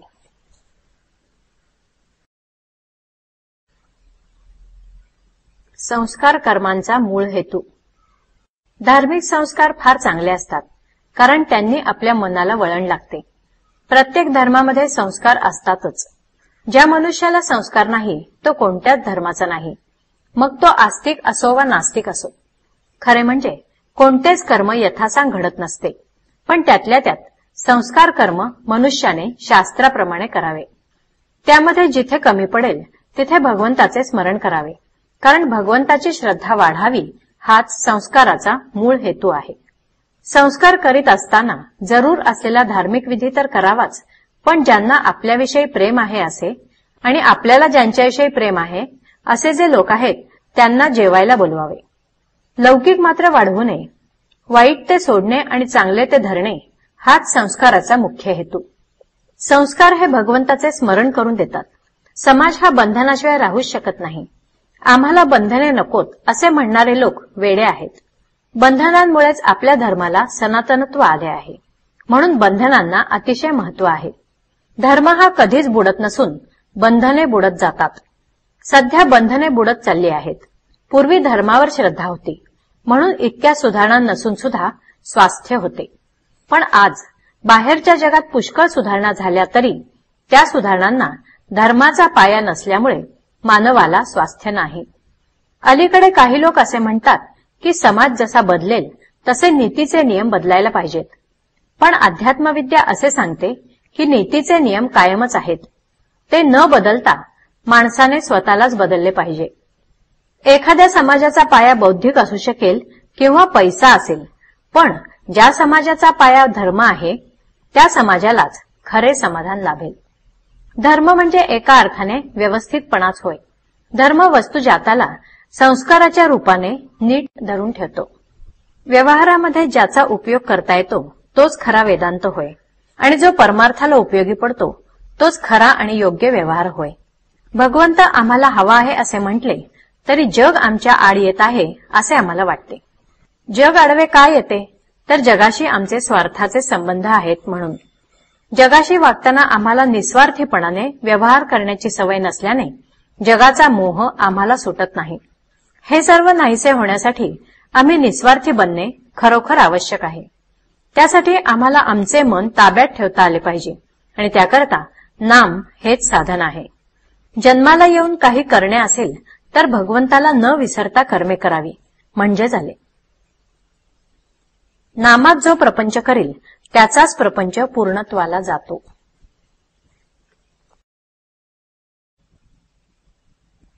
भगवंताला होता अर्पण तेथे सुखदुःखाचे नाही कारण. सर्वस्वी व्हावे रामास अर्पण हाच उपाय सांगती साधुजन. रामास अर्पण व्हावे कोण्या रीती त्याचा मार्ग सज्जन सांगती. प्रथम राखावे भगवंताचे अधिष्ठान तेथे प्रयत्नांचा उगम. अखंड राखावे अनुसंधान येणे कर्म होईल सहज रामार्पण. उपास्य देवतेची करावी आठवण मनाने जावे त्यास शरण. सद्गुरुसी झाला जो अनन्य त्यास दुजे करणे नाही अन्य. सद्वृत्ती सद्गुण दुर्गुणादी विकार हे सर्व करावे रामार्पण त्यानेच रामाचे होऊन राहणे जाण. राजापोटी पुत्र जन्मा आला राजपद हाती चालत आले त्याला तैसे आपण व्हावे रामार्पण विषयाचा न लागे तेथे लाग जाण. मनाने भगवंतास जावे शरण व्यवहारात दक्षता ठेवावी आपण. अनन्य व्हावे रामास शरण तुझे विण नाही मानणे काही अन्य. ठेवावा सदा मनी ध्यास दया येईल रामरायास. जेव्हा मनासकट देह केला अर्पण मग मरणाच्या भयाचे काय कारण. परमार्थाचे मुख्य साधन शक्यतो न चुकू द्यावे अनुसंधान. मुखी करावे नामस्मरण हृदयी भगवंताचे ध्यान. यावेळ नाही दुजा उपाय जाण. सर्व काही करीत जावे परिव्यवहारी न गुंतावे. ऐसे राहावे प्रपंचात जसा पाहुणा वागे जगात. बाह्यसृष्टी विषयाकार तेथे मन न गुंतू द्यावे जाण. देह लावावा प्रपंची मन लावावे रामचरणी. लोभ्याचे चित्त पैशावरी परिव्यवहार जैसा करी तैसे मन ठेवावे रामावरी प्रपंचात असावी हुशारी. चित्त एकाग्र न व्हायला कारण विषय मानला आपला जाण. घार फिरते आकाशात तैसे चित्त राहते विषयात. म्हणून दृष्टी ठेवावी त्याचे वर जे स्वाभाविक आहे स्थिर.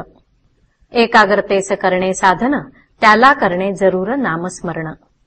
एकाग्रतेस उपाय एकच खरा नामी प्रेमा ठेवा पुरा. निश्चितपणा राखावा साधनात जोर आणावा. विषयापासून निवृत्ती जडावी नामाची प्रीती त्याला दूर नाही रघुपती. व्यवहारात असावी दक्षता परिराम चिंतित जावा सदा. प्रपंचात असावे लक्ष तरी त्याचा चित्ती घेऊ नये पक्ष. परमात्म्याने जे जे दिले ते ते त्याचे म्हणून सांभाळणे भले. मुलाबाळांचे करावे जतन रामाने दिलेले हे जाणून. त्यांच्या लोभात न गुंतवावे चित्त हाच परमार्थ सत्य. सर्व काही करावे मीपणाने न राहावे.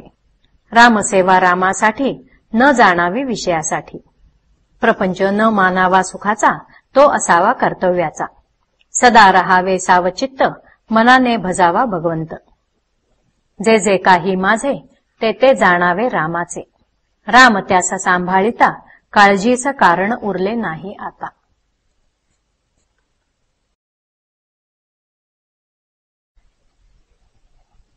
प्रारब्ध म्हणजे न समजणाऱ्या गोष्टींचे कारण. आपले ध्येय काय असावे हे ठरवण्याची बुद्धी माणसाला आहे, ती खालच्या प्राण्यांना नाही. हाच माणसात आणि त्या प्राण्यात फरक आहे.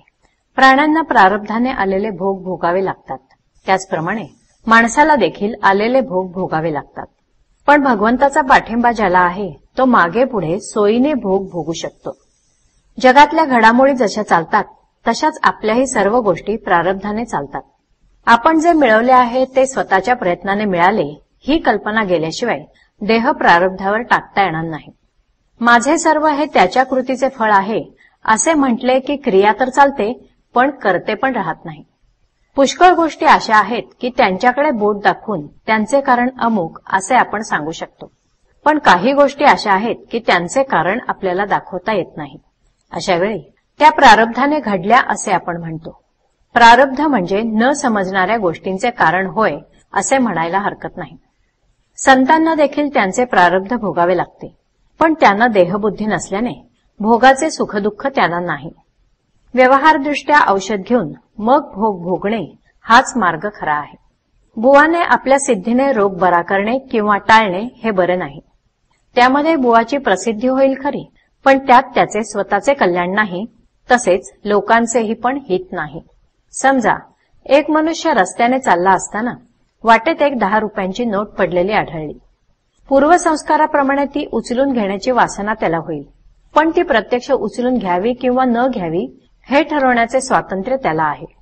म्हणून प्रारब्धाने देहभोग आला असता त्यामध्ये मनाची वृत्ती कशी ठेवावी हे स्वातंत्र्य आपल्याला आहे. ते प्रारब्धावर अवलंबून नाही. भगवंत सगुणात आला की त्याला देखील प्रारब्धाचा नियम लागू झाला.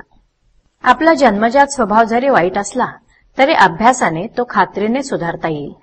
जोपर्यंत आपल्या अंतःकरणात अवगुण आहेत तोपर्यंत आपली प्रगती होणे फार कठीण आहे. शेत पेरण्यासाठी ज्याप्रमाणे जमिनीची मशागत करायला पाहिजे त्याप्रमाणे भगवंताचे प्रेम येण्यासाठी आपले अंतःकरण दुर्गुणापासून स्वच्छ केले पाहिजे. एकदा असे अंतःकरण शुद्ध झाले म्हणजे भगवंता वाचून दुसरा कोणी नाही ही भावना टिकवणे म्हणजेच अनुसंधान ठेवणे फारसे जड जात नाही. अनुसंधान हे आपले ध्येय ठरवून त्याला अनुसरून बाकीच्या गोष्टी कराव्यात.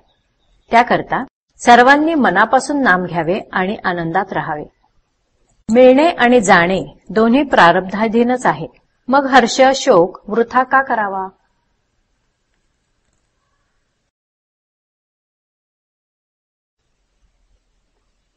मुखी नाम, नीतीचे आचरण, हृदयी भगवंताचे प्रेम. ज्याच्या मुखात नाम आहे त्याच्या हृदयात राम आहे खास. ज्याच्या हृदयात राम आहे तो राम म्हणूनच मी पाहतो. प्रपंचामध्ये जोपर्यंत आपण भगवंत आणला नाही तोपर्यंत प्रपंचाला पूर्तता नाही आली. प्रपंचाचे आपण मालक बनूया, प्रपंचाचे गुलाम नाही आपण बनू. जो प्रपंचाचा गुलाम बनेल त्याला समाधान कसे मिळेल. सुख हे लोकांकडून मिळते, समाधान हे अंतर्यामातून मिळते. लोकांकडून येते ते सुख, आतून येते ते समाधान. समाधान दुसऱ्यावर अवलंबून नसते, ते माझे मला मिळवता आले पाहिजे. समाधान हे देण्यासारखे नाही आणि घेण्यासारखे नाही. माझी वासना माझ्या ताब्यात असली पाहिजे. ज्याने परमात्म्याला आपला म्हटला त्याची वासना नष्ट झाल्याशिवाय राहणार नाही. प्रपंच टाका असे मी कधी सांगत नाही. प्रपंच टाकून परमार्थ मिळत नाही अशी माझी खात्री आहे. प्रपंच असला पाहिजे असंही नाही. प्रपंच नसला तरी चालेल आणि असला तरी बिघडत नाही. प्रपंच करा पण समाधान ठेवा. मुखाने भगवंताचे नाम, नीतीचे आचरण आणि हृदयात भगवंताचे प्रेम ठेवा. इतर कशाने साधता येणार नाही ते प्रेमाने साधेल. आपण जसे आपल्या आईबापांवर मुलाबाळांवर प्रेम करतो तसे भगवंतावर प्रेम करावे. ज्ञानेश्वरांचे जाऊ द्या, ते विद्येचे सागर होते, परमात्म स्वरूप होते. पण तुकारामांजवळ काय होते. तुकाराम बुवांजवळ अशी काय विद्या होती, पण त्यांनी देवावर किती प्रेम केले. आज लाखो लोक पंढरीला जातात ही त्याची साक्ष आहे. तसे प्रेम करायला तुम्ही शिका. घरात असे वळण ठेवा की सर्वांचे भगवंताकडे लक्ष लागेल. भाषा गोड असावी, कधी कडू नसावी, लोण्यासारखी असावी. शिव्या दिला तरी त्या भाषेमध्ये गोडी आहे असे वाटावे. रागावला तरी त्यात गोडी आहे असे वाटावे. भाषा गोड व्हायला आपण निस्वार्थी बनल्याशिवाय नाही येणार. गोकुळासारखे घर असले तर असू द्या, पण गोकुळाला शोभा आणणारा परमात्मा त्यात पाहिजे. गरिबी कितीही असली तरी ते घर सुखरूप दिसेल खास. आम्हाला भगवंताचे खरे प्रेम असेल तर आम्ही त्याच्याकडून प्रपंचातली काही अपेक्षा करणार नाही. चोराने चोरीचा नवस केला आणि प्रापंचिकाने प्रापंचिक गोष्टी करता नवस केला. काय फरक आहे. दोघांनाही भगवंत नको आहे. भगवंताचा विसर यासारखे पाप नाही. भगवंताचे स्मरण यासारखे पुण्य नाही. ते स्मरण आपण अखंड राखण्याचा प्रयत्न करूया. नामात राहूया, म्हणजे आपल्या कर्तव्याची जाणीव आपल्याला बरोबर होईल.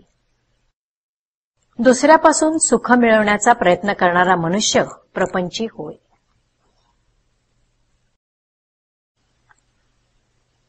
तुम्ही नाम घ्यायला लागा, भगवंताचे प्रेम येईलच. ज्या माणसाला आपला स्वार्थ साधायचा नाही त्याला कमी पडणे शक्यच नाही. जिथे निस्वार्थीपणा आहे तिथे भगवंताला पुरवठा केलाच पाहिजे. आपण जगावर प्रेम केल्याशिवाय परत प्रेम मिळणार नाही. जो भगवंताच्या प्रेमात तल्लीन झाला त्याला बाकीच्या गोष्टींची आठवण राहत नाही. ज्याप्रमाणे मालक घरात आला की चोर पळालाच म्हणून समजा, त्याचप्रमाणे जो भगवंताच्या प्रेमात रमला तो खात्रीने सुखी बनला, कारण त्याची देहबुद्धी पळून जाते. म्हणून भगवंताला अशा प्रेमाने आळवावे की त्याच्या डोळ्यात पाणी यावे. आळवताना आपल्या डोळ्यात पाणी आले की भगवंताच्या डोळ्यात पाणी येते. भगवंताचे प्रेम लागायला सत्संगतीचा मार्ग अतिशय उत्तम आहे, यात शंकाच नाही. परंतु सत्संगती सर्वांनाच मिळेल असं काही निश्चयाने सांगता येणार नाही. दुसरा मार्ग विचाराचा आहे. नेहमी चांगले आणि पवित्र विचार मनात बाळगावेत. भगवंताने सर्वांवर कृपा करावी, त्याने सर्वांचे कल्याण करावे, त्याचे प्रेम सर्वांना यावे, असे विचार नेहमी मनात ठेवून संतांच्या विचारांचे मनन करावे. सर्वांचे कल्याण चिंतण्यात स्वतःचे कल्याण अनायासे होत असते. पण आपण असे पाहतो की आपले विचार सुद्धा नेहमी स्थिर राहत नाहीत. नामस्मरणाला बसल्यानंतर सुद्धा किती अपवित्र विचार आपल्या मनात येत असतात, याचा सर्वांना अनुभव आहे ना. तेव्हा चांगले विचार मनात बाळगणे हेही आपल्या हातात नाही. आता तिसरा मार्ग म्हणजे नाम. नाम हे एकच साधन असे आहे की आपल्याला ते प्रयत्नाने घेता येईल. ते नाम तुम्ही सर्वांनी निशंकपणे घ्या. त्या नामाच्या विरुद्ध तुम्हाला कुणीही काहीही सांगितले तरी त्याचे ऐकू नका. ते नाम कसे घ्यावे वगैरे चिकित्सेत तुम्ही पडू नका. तुम्ही नाम घ्यायला लागा. भगवंताचे प्रेम तुम्हाला आल्याशिवाय राहणार नाही. अगदी सतत निश्चयाने नाम घ्या. जिथे नाम तिथे माझा राम आहे, हा माझा विश्वास तुम्ही बाळगा. दुसरे काही एक न करता सतत निश्चयाने नामात राहणाऱ्या माणसाला संतांची भेट होऊन ते त्याचे कल्याण करतील. भगवंताचे नाम ही ठिणगी आहे. ती फुलवली तर सबंध जग भरून जाईल एवढी मोठी होऊ शकते. ही नामाची ठिणगी आपण जागृत ठेवूया. जो नामात राहिला त्याचा वासनाक्षय झाला आणि दैन्यपणा संपला. ते नाम तुम्ही सर्वांनी मनापासून घ्या आणि सर्वांनी अगदी आनंदात राहून सुखाने संसार करा. विचार आणि नाम यांनी वासनेला खात्रीने जिंकता येईल. मग आपले कर्तेपण आपोआप मरून जाईल.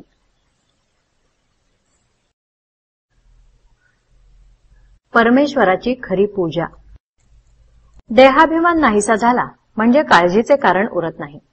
मी साधन करतो असा अभिमान देहाभिमानामुळे उत्पन्न होतो. हा साधनाभिमानही घातक असतो. तेव्हा जे काही होते ते परमेश्वराच्या सत्तेने होते असे मानित जावे. आपले हित कशात असते ते त्यालाच उत्तम कळते आणि तो सर्व तुमच्या बऱ्याकरताच करीत असतो. तेव्हा कसलीही काळजी करू नये. त्याच्यावर विश्वास टाकून आनंदात असावे. चित्तवृत्ती परमेश्वराकडे लावावी. तेथून ती विषयाकडे जाऊ लागली म्हणजे संधी साधावी, म्हणजे त्यावर लक्ष असावे. मन विषयाकार होऊ लागले म्हणजे माझे स्मरण करावे. बऱ्याच वेळाने आठवण झाली तरी माझे स्मरण करावे, म्हणजे पुढे पुढे लवकर आठवण होऊ लागेल. ज्याचे मन पूजेत असते त्याची खरी पूजा होते. सर्वाभूती भगवत भाव आणि कोणाचे मन न दुखवणे ही पूजा खरी होय. पूजेला बाह्योपचाराची गरज नसते. मन मात्र अर्पण होणे जरूर आहे. पूजेत भाव असणे जरूर आहे. भक्ती आणि वैराग्य यांच्यामध्ये तसा फरक नाही. परमेश्वराची आवड म्हणजे भक्ती आणि विषयाची अनासक्ती म्हणजे वैराग्य. रामराय वनवासात जायला निघाले तेव्हा त्यांनी सीतामाईला बरोबर न येण्याविषयी सांगितले. त्यावेळी तिने उत्तर दिले की रामा, तुझ्याबरोबर असेन तर मला सर्व कष्ट सुखमय आहेत आणि तुझ्याशिवाय असेन तर सर्व सुखोपभोग हे मला कष्टमयच आहेत. सीता ही रामाची मोठी भक्त होती आणि म्हणून तिची अशी अवस्था होती. तिला परिस्थितीची जाणीव नव्हती. पण आपली गोष्ट तशी नाही. आपण एकीकडे परिस्थितीवर अवलंबून आहोत आणि दुसरीकडे आपल्याला भगवंत पाहिजे. म्हणून आपण मध्यम मार्ग धरावा. तो हा की आपण म्हणावे, रामा, माझी परिस्थिती तुझ्या इच्छेवर अवलंबून आहे. असे आपण मनपूर्वक म्हटले की परिस्थिती बदलली तरी आपला आनंद टिकेल. माझ्या देवाला हे आवडेल का, अशा भावनेने जगात वागणे हाच सगुणोपासनेचा हेतू आहे. जसजशी आपण सगुणाची उपाधी वाढवतो तसतशी आपली इतर उपाधी कमी कमी होत जाते. सगुणाच्या उपासनेला आज आपण कल्पनेने प्रारंभ करू. मागून निश्चयात्मकता आपोआप येईल. चैतन्य सर्व ठिकाणी भरलेले आहे. ते कुठेही प्रकट होऊ शकेल. त्याला प्रकट करणे हे आपल्या भावनेवर अवलंबून आहे. ज्याची भावना खरी शुद्ध म्हणजे निसंशय असते त्याला दगडाची मूर्ती देखील देव बनते. भावना मात्र 100 नम्री पाहिजे. त्यामध्ये भेसळ उपयोगाचे नाही. उपाधी किंवा वासना नाहीशा करण्यासाठीच नाम घ्यायचे असते. ईश्वर प्राप्तीचा मार्ग खरी तळमळ आणि संपूर्ण शरणागती. नुसता विषयाचा त्याग केल्याने ईश्वराची प्राप्ती होत नाही. बायकोचा त्याग करून होत नाही, जनात राहून होत नाही, तसेच वनात राहिल्यानेही होत नाही. खरे म्हटले म्हणजे अमुक असे काही नाही की जे केल्याने त्याची प्राप्ती होईल. तसे असते तर साधू ओळखायला काहीच वेळ लागला नसता. संत हे यापैकी काय करीत नाहीत? काही प्रपंच करतात तर काही वनात राहतात. म्हणून काय की अमुकच केले म्हणजे ईश्वराची प्राप्ती होते असे नाही. मग असे काय आहे की जे केल्याने त्याची प्राप्ती होते? तर त्यासाठी एकच लागते, ते म्हणजे ईश्वराची प्राप्ती व्हावी ही मनापासून तळमळ लागली पाहिजे. ज्याला अशी तळमळ लागली त्याचे निम्मे काम झाले. ज्याप्रमाणे मोठी इमारत बांधण्यासाठी तिचा पाया अगोदर बळकट असावा लागतो, त्याप्रमाणे खरी तळमळ लागली म्हणजे पुढचे कार्य व्हायला फार अडचण पडत नाही आणि हे व्हायला भाग्य लागते. तळमळ लागल्यावर सर्व भोगांचा त्याग करावाच लागतो असे नाही. आपण रामाचे आहोत असे आपल्याला मनापासून वाटले पाहिजे आणि त्याला शरण जाऊन आपण त्याचे आहोत असे वागले पाहिजे, म्हणजे मनाने त्याचे झाले पाहिजे. असे करण्याने आपला प्रपंच बिघडेल असे वाटते का? आपण नोकरी करतो त्यावेळेस अंमलदाराबद्दल आपले चांगले मत असते का? तो आपल्याला मनाने आवडत नसूनही आपण देहाने त्याचे काम करतोच की नाही? तसे आपण मनाने रामाचे आहोत असे ठरवून देहाने प्रपंच करावा, म्हणजे प्रपंच न बिघडता उलट चांगला होतो. कारण आपण ज्याला शरण गेलो त्याला त्याची लाज असते. विभीषण रामाला शरण आला तेव्हा त्याला मारून टाकावा असेच बाकीच्यांनी सांगितले. तरी पण रामाने सांगितले की जो मला शरण आला त्याचे रक्षण करणे माझे काम आहे. शरणागताला नुसते जीवदान देऊन तो राहिला नाही, तर त्याला लंकेचे राज्य दिले. म्हणून सांगतो की जो त्याचा होऊन राहतो त्याची लाज रामाला असते. माझ्याकडे इतके जण येतात, पण एकाने तरी मला रामाची प्राप्ती करून द्या म्हणून विचारले का? मी आलो आहे तो काय तुमचे विषय पुरवण्यासाठी? समजा एक जण चोरी करायला निघाला आणि वाटेत त्याला मारुतीचे देऊळ लागले. तिथे जाऊन मारुतीला नवस केला की मला जर आज चोरीत यश आले तर मी तुझ्या देवळावर सोन्याचा कळस चढवेन. तर आता सांगा, त्याला मारुतीने काय द्यावे?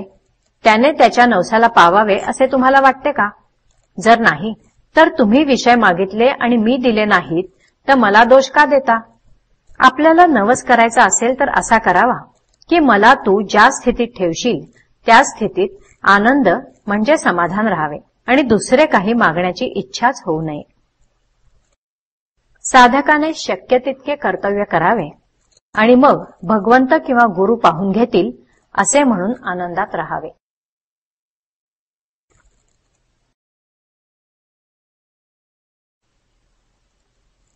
भगवत कृपेचा लोंढा म्हणजे काय? कोणतेही बी पेरताना ते अत्यंत शुद्ध असावे, म्हणजे किडलेले किंवा सडलेले नसावे. भगवंताशिवाय दुसऱ्या कोणत्याही फळाच्या हेतूने केलेली भक्ती ही सडलेल्या बीजासारखी आहे. आता सुरुवातीलाच उत्तम बी पैदा होईल असे नाही, परंतु प्रयत्नाने ते साधता येते. पुष्कळ वेळा काहीतरी ऐहिक सुखाच्या इच्छेने मनुष्य भक्ती करायला लागतो, म्हणजे त्यावेळी तो सडके बी पेरीत असतो. प्रारंभी अशा तऱ्हेचे काहीतरी निमित्त होतच असते, परंतु थोड्याशा विचाराने शुद्ध बीजाची पेरणी होणे जरूर आहे असे चित्ताला पटते. भगवंताची तशी अनन्य भावाने प्रार्थना करावी. पाऊस पडणे वा न पडणे ही गोष्ट सर्वस्वी भगवंताच्या स्वाधीन आहे आणि तो यथाकाळ पाडतोही. असे पहा की एखादे शेत खोलात असले की त्यात पाणी इतके साचते की ते जर बाहेर काढून लावले नाही तर सबंध पीक कुजून जाते. त्याच अर्थाने भगवंताच्या कृपेचा लोंढा जर जोराचा असला तर बंधारा फोडून तो बाहेर सोडणे जरूर असते. असे करण्यात दोन्हीकडून फायदा असतो. एक म्हणजे शेतात जास्त झालेले पाणी बाहेर काढून लावल्याने शेतातले पीक न कुजता शेत उत्तम वाढते आणि दुसरे म्हणजे हे बाहेर घालवलेले पाणी आजूबाजूच्या शेतात पसरून तिथलेही पीक वाढवायला मदत होते. बंधारा फोडून पाणी बाहेर लावणे याचेच नाव परोपकार. साधकाची जशी प्रगती होत जाईल त्याप्रमाणे मध्यंतरी सिद्धी प्राप्त होऊन बोललेले खरे होणे, दुसऱ्याच्या मनातले समजणे, एका ठिकाणाहून दुसऱ्या ठिकाणी अदृश्य गतीने जाणे इत्यादी प्रकार घडू लागतात. अशा वेळी मोहाला बळी न पडता त्यांचा उपयोग स्वार्थाकडे न होईल अशी खबरदारी घेणे जरूर असते. उपयोग करायचाच झाला तर दुसऱ्याचे काम करण्यात परोपकारात व्हावा. यालाच बांध फोडून पाणी बाहेर लावणे असे म्हणता येईल. शहाण्या माणसाने आपले सुख बाहेरच्या वस्तूवर अवलंबून न ठेवण्याचा अभ्यास करावा. बाहेरची वस्तू सुटली तरी मनाला दुसरी वस्तू देणे अवश्य असते. अशी वस्तू म्हणजे भगवंत होय. भगवंत हा नेहमी राहणारा, स्वयंपूर्ण आणि आनंदमय असल्यामुळे त्याचे चिंतन करता करता मनामध्ये ते गुण उतरतात.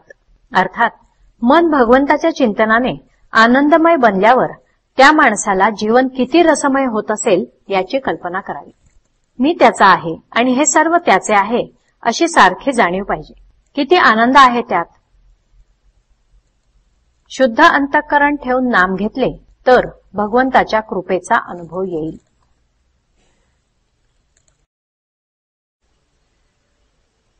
परमेश्वराकडे कर्तेपण देऊन काळजी सोडून द्यावी. सर्व कर्तेपण परमात्म्याला देऊन आपण काळजी करण्याचे अगदी सोडून द्यावे आणि सदैव समाधानात आणि आनंदात राहावे. जे जे काही घडते आहे ते ते परमात्माच आपल्या हिताकरता करतो आहे आणि आपल्याकडून ज्या क्रिया होतात त्या आपण करीत नसून परमात्माच करीत आहे अशी प्रत्येक गोष्टीमध्ये आणि प्रत्येक क्रियेमध्ये जाणीव आणि भावना ठेवावी. अशी भावना ठेवायला कुठे बिघडते? त्यात अवघड ते काय आहे? प्रयत्न अवश्य करावा आणि तो कसून करावा.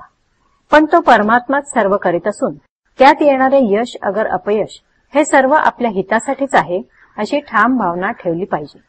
अशी ठाम भावना ठेवल्यावर काळजीला जागाच कुठे राहिली.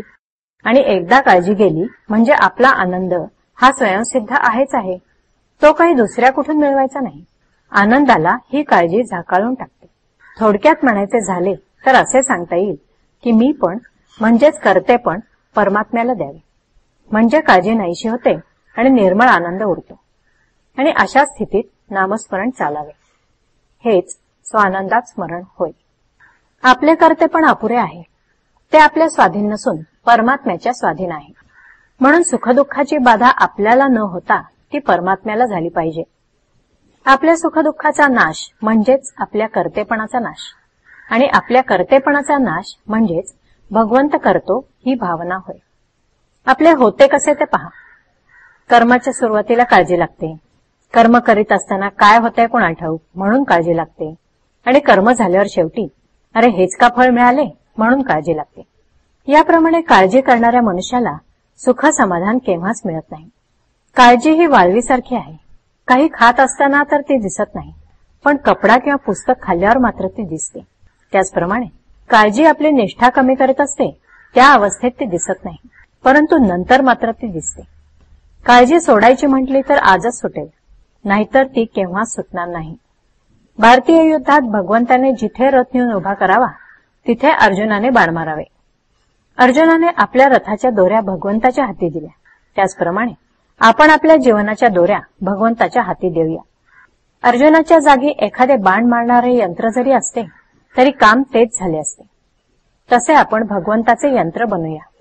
यंत्राला चालवणारी शक्ती आणि यंत्राकडून काम करून घेणारी शक्ती म्हणजे भगवंत आहे. आपण आपल्या मालकावर पूर्ण विश्वास टाकून त्याच्या नामात राहूया. आपला देह प्रारब्धावर टाकून साधकाने मजेत त्याच्या सुखदुःखाकडे पाहावे.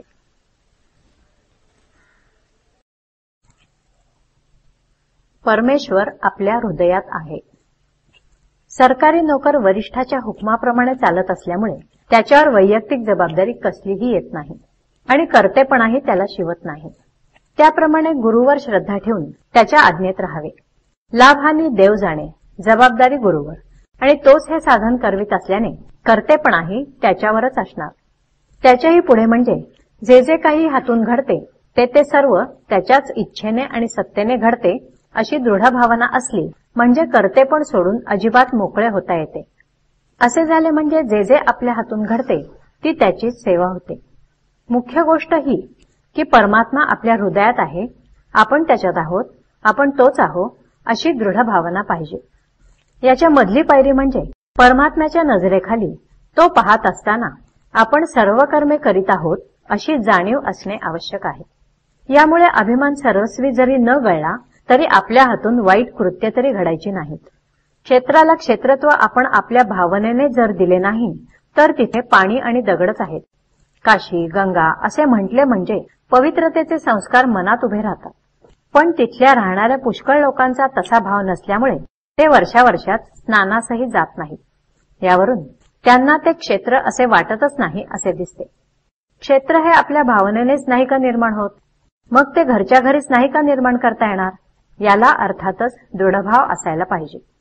तितका तो दृढ होत नसेल तर क्षेत्रात जावे, आणि आर्थिकदृष्ट्या तेही शक्य नसेल तर काशीस जावे, नित्य वदावे, म्हणजे काशीचे स्मरण तरी करावे. म्हणजे त्याने पवित्रतेचे संस्कार उद्भूत होऊन मन पवित्र होईल.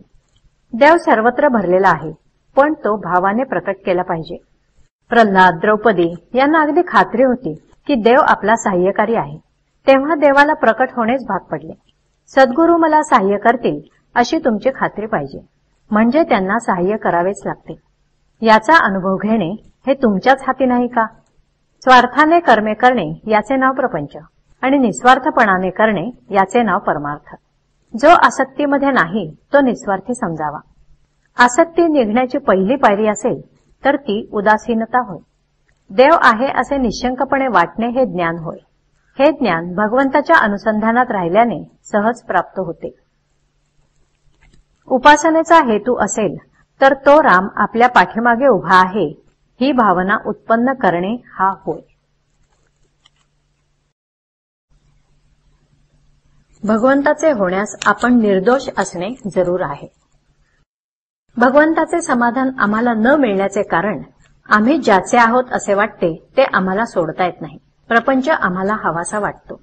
जगाच्या तोंडाकडे पाहून समाधान मिळेल असे आपल्याला वाटते. ही प्रपंचाची आणि जगाची आस सोडून भगवंताचे दास झाल्याशिवाय आम्हाला समाधान मिळणे कठीण आहे.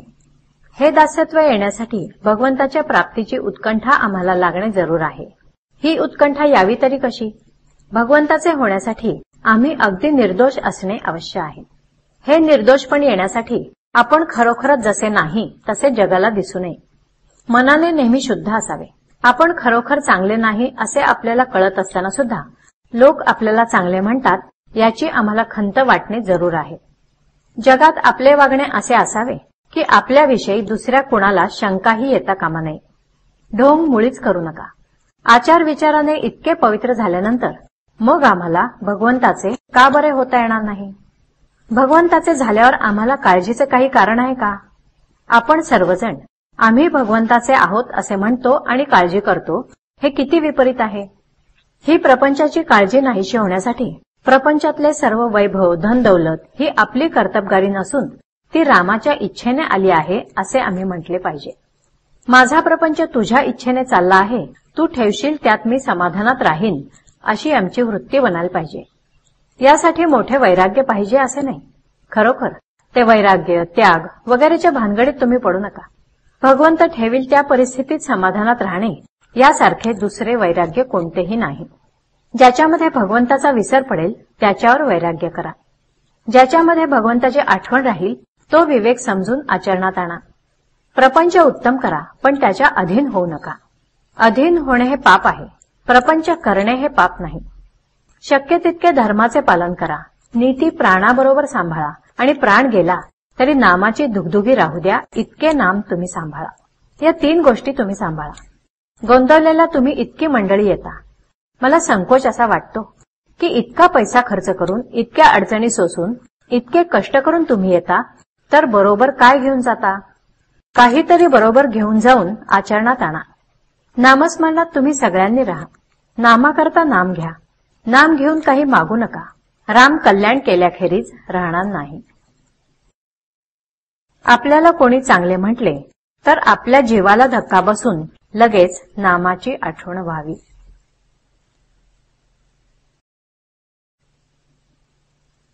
ठेवता रामावर एक विश्वास, त्यालाच समाधान हमखास. रामाचा हात माझ्या मागे हे ठेवावे मनात, व्यवहार सांभाळून वागावे जगात. दुष्टमतीची उत्पत्ती ही दुर्जनाची संगती. भावे धरिता रघुपती, सर्व संकटे दूर जाती. भोगात नामाचे न व्हावे विस्मरण, याकरिता राखावे समाधान. देहाचे भोग देहाचे माथी, त्याची न मानावी खंती. विश्वास ठेवावा रामापायी, सर्व काही चांगले होऊन जाईल. आपला भार घेतला रामाने, विश्वासाने सत्य मानणे खरे. सद्गुरु आज्ञाप्रमाण हेच साधनातील साधन जाण. जो जो प्रसंग येईल जैसा, तो सान्निध्य जाणावे रघुपतीचा. शरीर आहे 2 दिवसांचे, वाया न जाऊ द्यावे साचे. रामकृपा त्या जशी होई, ज्याने नाव ठेवले हृदयी. मुखी नाम हृदयी राम, त्याने जोडला आत्माराम. गुरुचरणी ठेवावा विश्वास, निर्भयता त्याने येत खास. जे जे होणार ते होतच जाते, विनाकारण मन कष्टी होते. माझे प्रपंची नाही सुखदुःख, असे ज्याने जाणले चित्ती, त्याचा संसार सुखाचा झाला निश्चिती. ज्याने दिली रामाची संगती, त्याचा विषाद न मानावा चित्ती. उद्विग्नतेचे कारण, साधनाचे विस्मरण. मुख्यकरिता रामाची भक्ती, आपोआप गळते विषयाची आसक्ती. भगवंतावर ठेवावा पूर्ण विश्वास, तो करतो तेच हिताचे मानावे खास. अंतकाळी भगवंताचे नाम, त्याला करीन माझे समान. हे भगवंताचे वचन जाण, त्याच्यावर ठेवावा विश्वास. म्हणून रामा वाचून जगती, आता माझा असे न म्हणावे चित्ती. दुःख जाण्यास उपाय सांगती साधुजन, आसक्तीत न गुंतावे आपण. म्हणून सर्व काही करावे, पण मीपणाने कोठे न राहावे. याला उपाय एकच जाण, सदा राखावे रामाचे अनुसंधान. कशातही नसावे आपलेपण. परिस्थिती निर्माण झाली, कालांतराने विलय पावली. म्हणून न मानावे कशाचे सुखदुःख, सर्वात रामाची जाणीव एक. वाचेने मौन, हृदयात रामाचे प्रेम. अखंड रामाचे अनुसंधान, याहून तुझे नाही साधन. हे मानावे प्रमाण. ठेवता रामावर एक विश्वास, त्यालाच समाधान हमखास. म्हणून रामाचा चित्ती ठेवावा विश्वास, वळण द्यावे व्यवहारास. साधन असे काही असावे, ज्याने साध्याला सहज पोचावे. राम म्हणावा आपला, साधनातील साधनाचा लाभ झाला. शुद्ध असावे आचरण, पवित्र करावे मन. नामस्मरण ज्याच्या मुखी, रामकृपेत तोच एक सुखी. एकच देव, एकच गुरु, एकच साधन. यावर ठेवता विश्वास, कृपा करील ईश्वर खास. जेव्हा मनासकट देह केला अर्पण, मग मरणाच्या भयाचे काय कारण.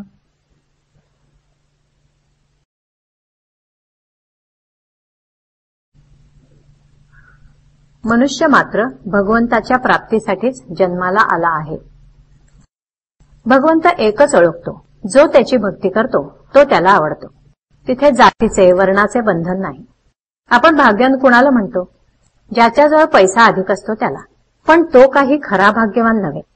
ज्याला भगवंत भेटला तो खरा भाग्यवान. भगवंत आपल्याला भेटणे हे प्रत्येकाने जीवनातले मुख्य कार्य समजावे. पैसा भगवंताच्या आड येत नसतो. आपला अहंकार, मीपणा हाच मुख्यतः भगवंताच्या आड येतो. मी सेवा करतो असे जो म्हणतो त्याची खरी सेवाच होत नाही. कर्तेपणा आपल्याकडे घेतो तोपर्यंत सेवा नाही घडली. भगवंताची आठवण ठेवून जे जे कर्म आपण करतो ते पुण्यकर्म होते. भगवंत माझ्याजवळच आहे अशी श्रद्धा ठेवून वागा. श्रद्धेने जो करील त्याला फळ येईल खास. पण म्हणून श्रद्धे वाचून केलेले भजनपूजन वाया जाते असे नाही समजू. भगवंताची भक्ती उत्पन्न व्हावी म्हणूनच भजन पूजन करावे, मनाचे रंजन म्हणून करू नये. सत्कर्म करणारे पुष्कळ असतात, पण पुष्कळ वेळा त्यात स्वार्थबुद्धी असते. फळाची आशा न ठेवता सत्कर्म करणे हीच खरी भक्ती. सर्वाभूती भगवतभाव ठेवावा हेच परमार्थाचे खरे सार आहे. माझ्यामध्ये भगवंत आहे हे मी ओळखले म्हणजे इतरांच्या ठिकाणी त्याला पाहता येईल. मी कोण हे न ओळखल्यामुळेच आपले सर्व चुकते आहे.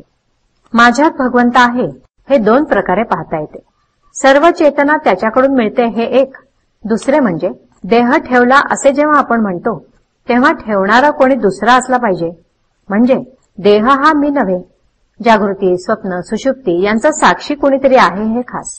मी कोण हे जाणायला साक्षी रूपाने वागावे. सर्व जगाला मी माझे म्हणतो, पण जो खरा माझा त्याला तसे म्हणत नाही. भगवंत माझ्यात आहे ही जाणीव उत्पन्न करून घ्यावी. अनुमानाने आणि अनुभवाने पाहिले तर भगवंत माझ्यात आहे हे खात्रीने पटेल. वर्षाचा आनंद पाडव्यापासून, आयुष्याचा आनंद वाढदिवसापासून आणि दिवसाचा आनंद सकाळपासून सुरू होतो. म्हणून भगवंताच्या भक्तीला आपण त्याच्या नामाने सुरुवात करावी, म्हणजे त्यामुळे होणारा आनंद लगेच आपल्याला मिळेल. सुरुवात गोड आणि शेवटही गोडच होईल. आकाश हे जसे सर्वांना सारखे आहे त्याचप्रमाणे मानव जन्माचे ध्येय हे सर्वांना सारखेच आणि एकच आहे.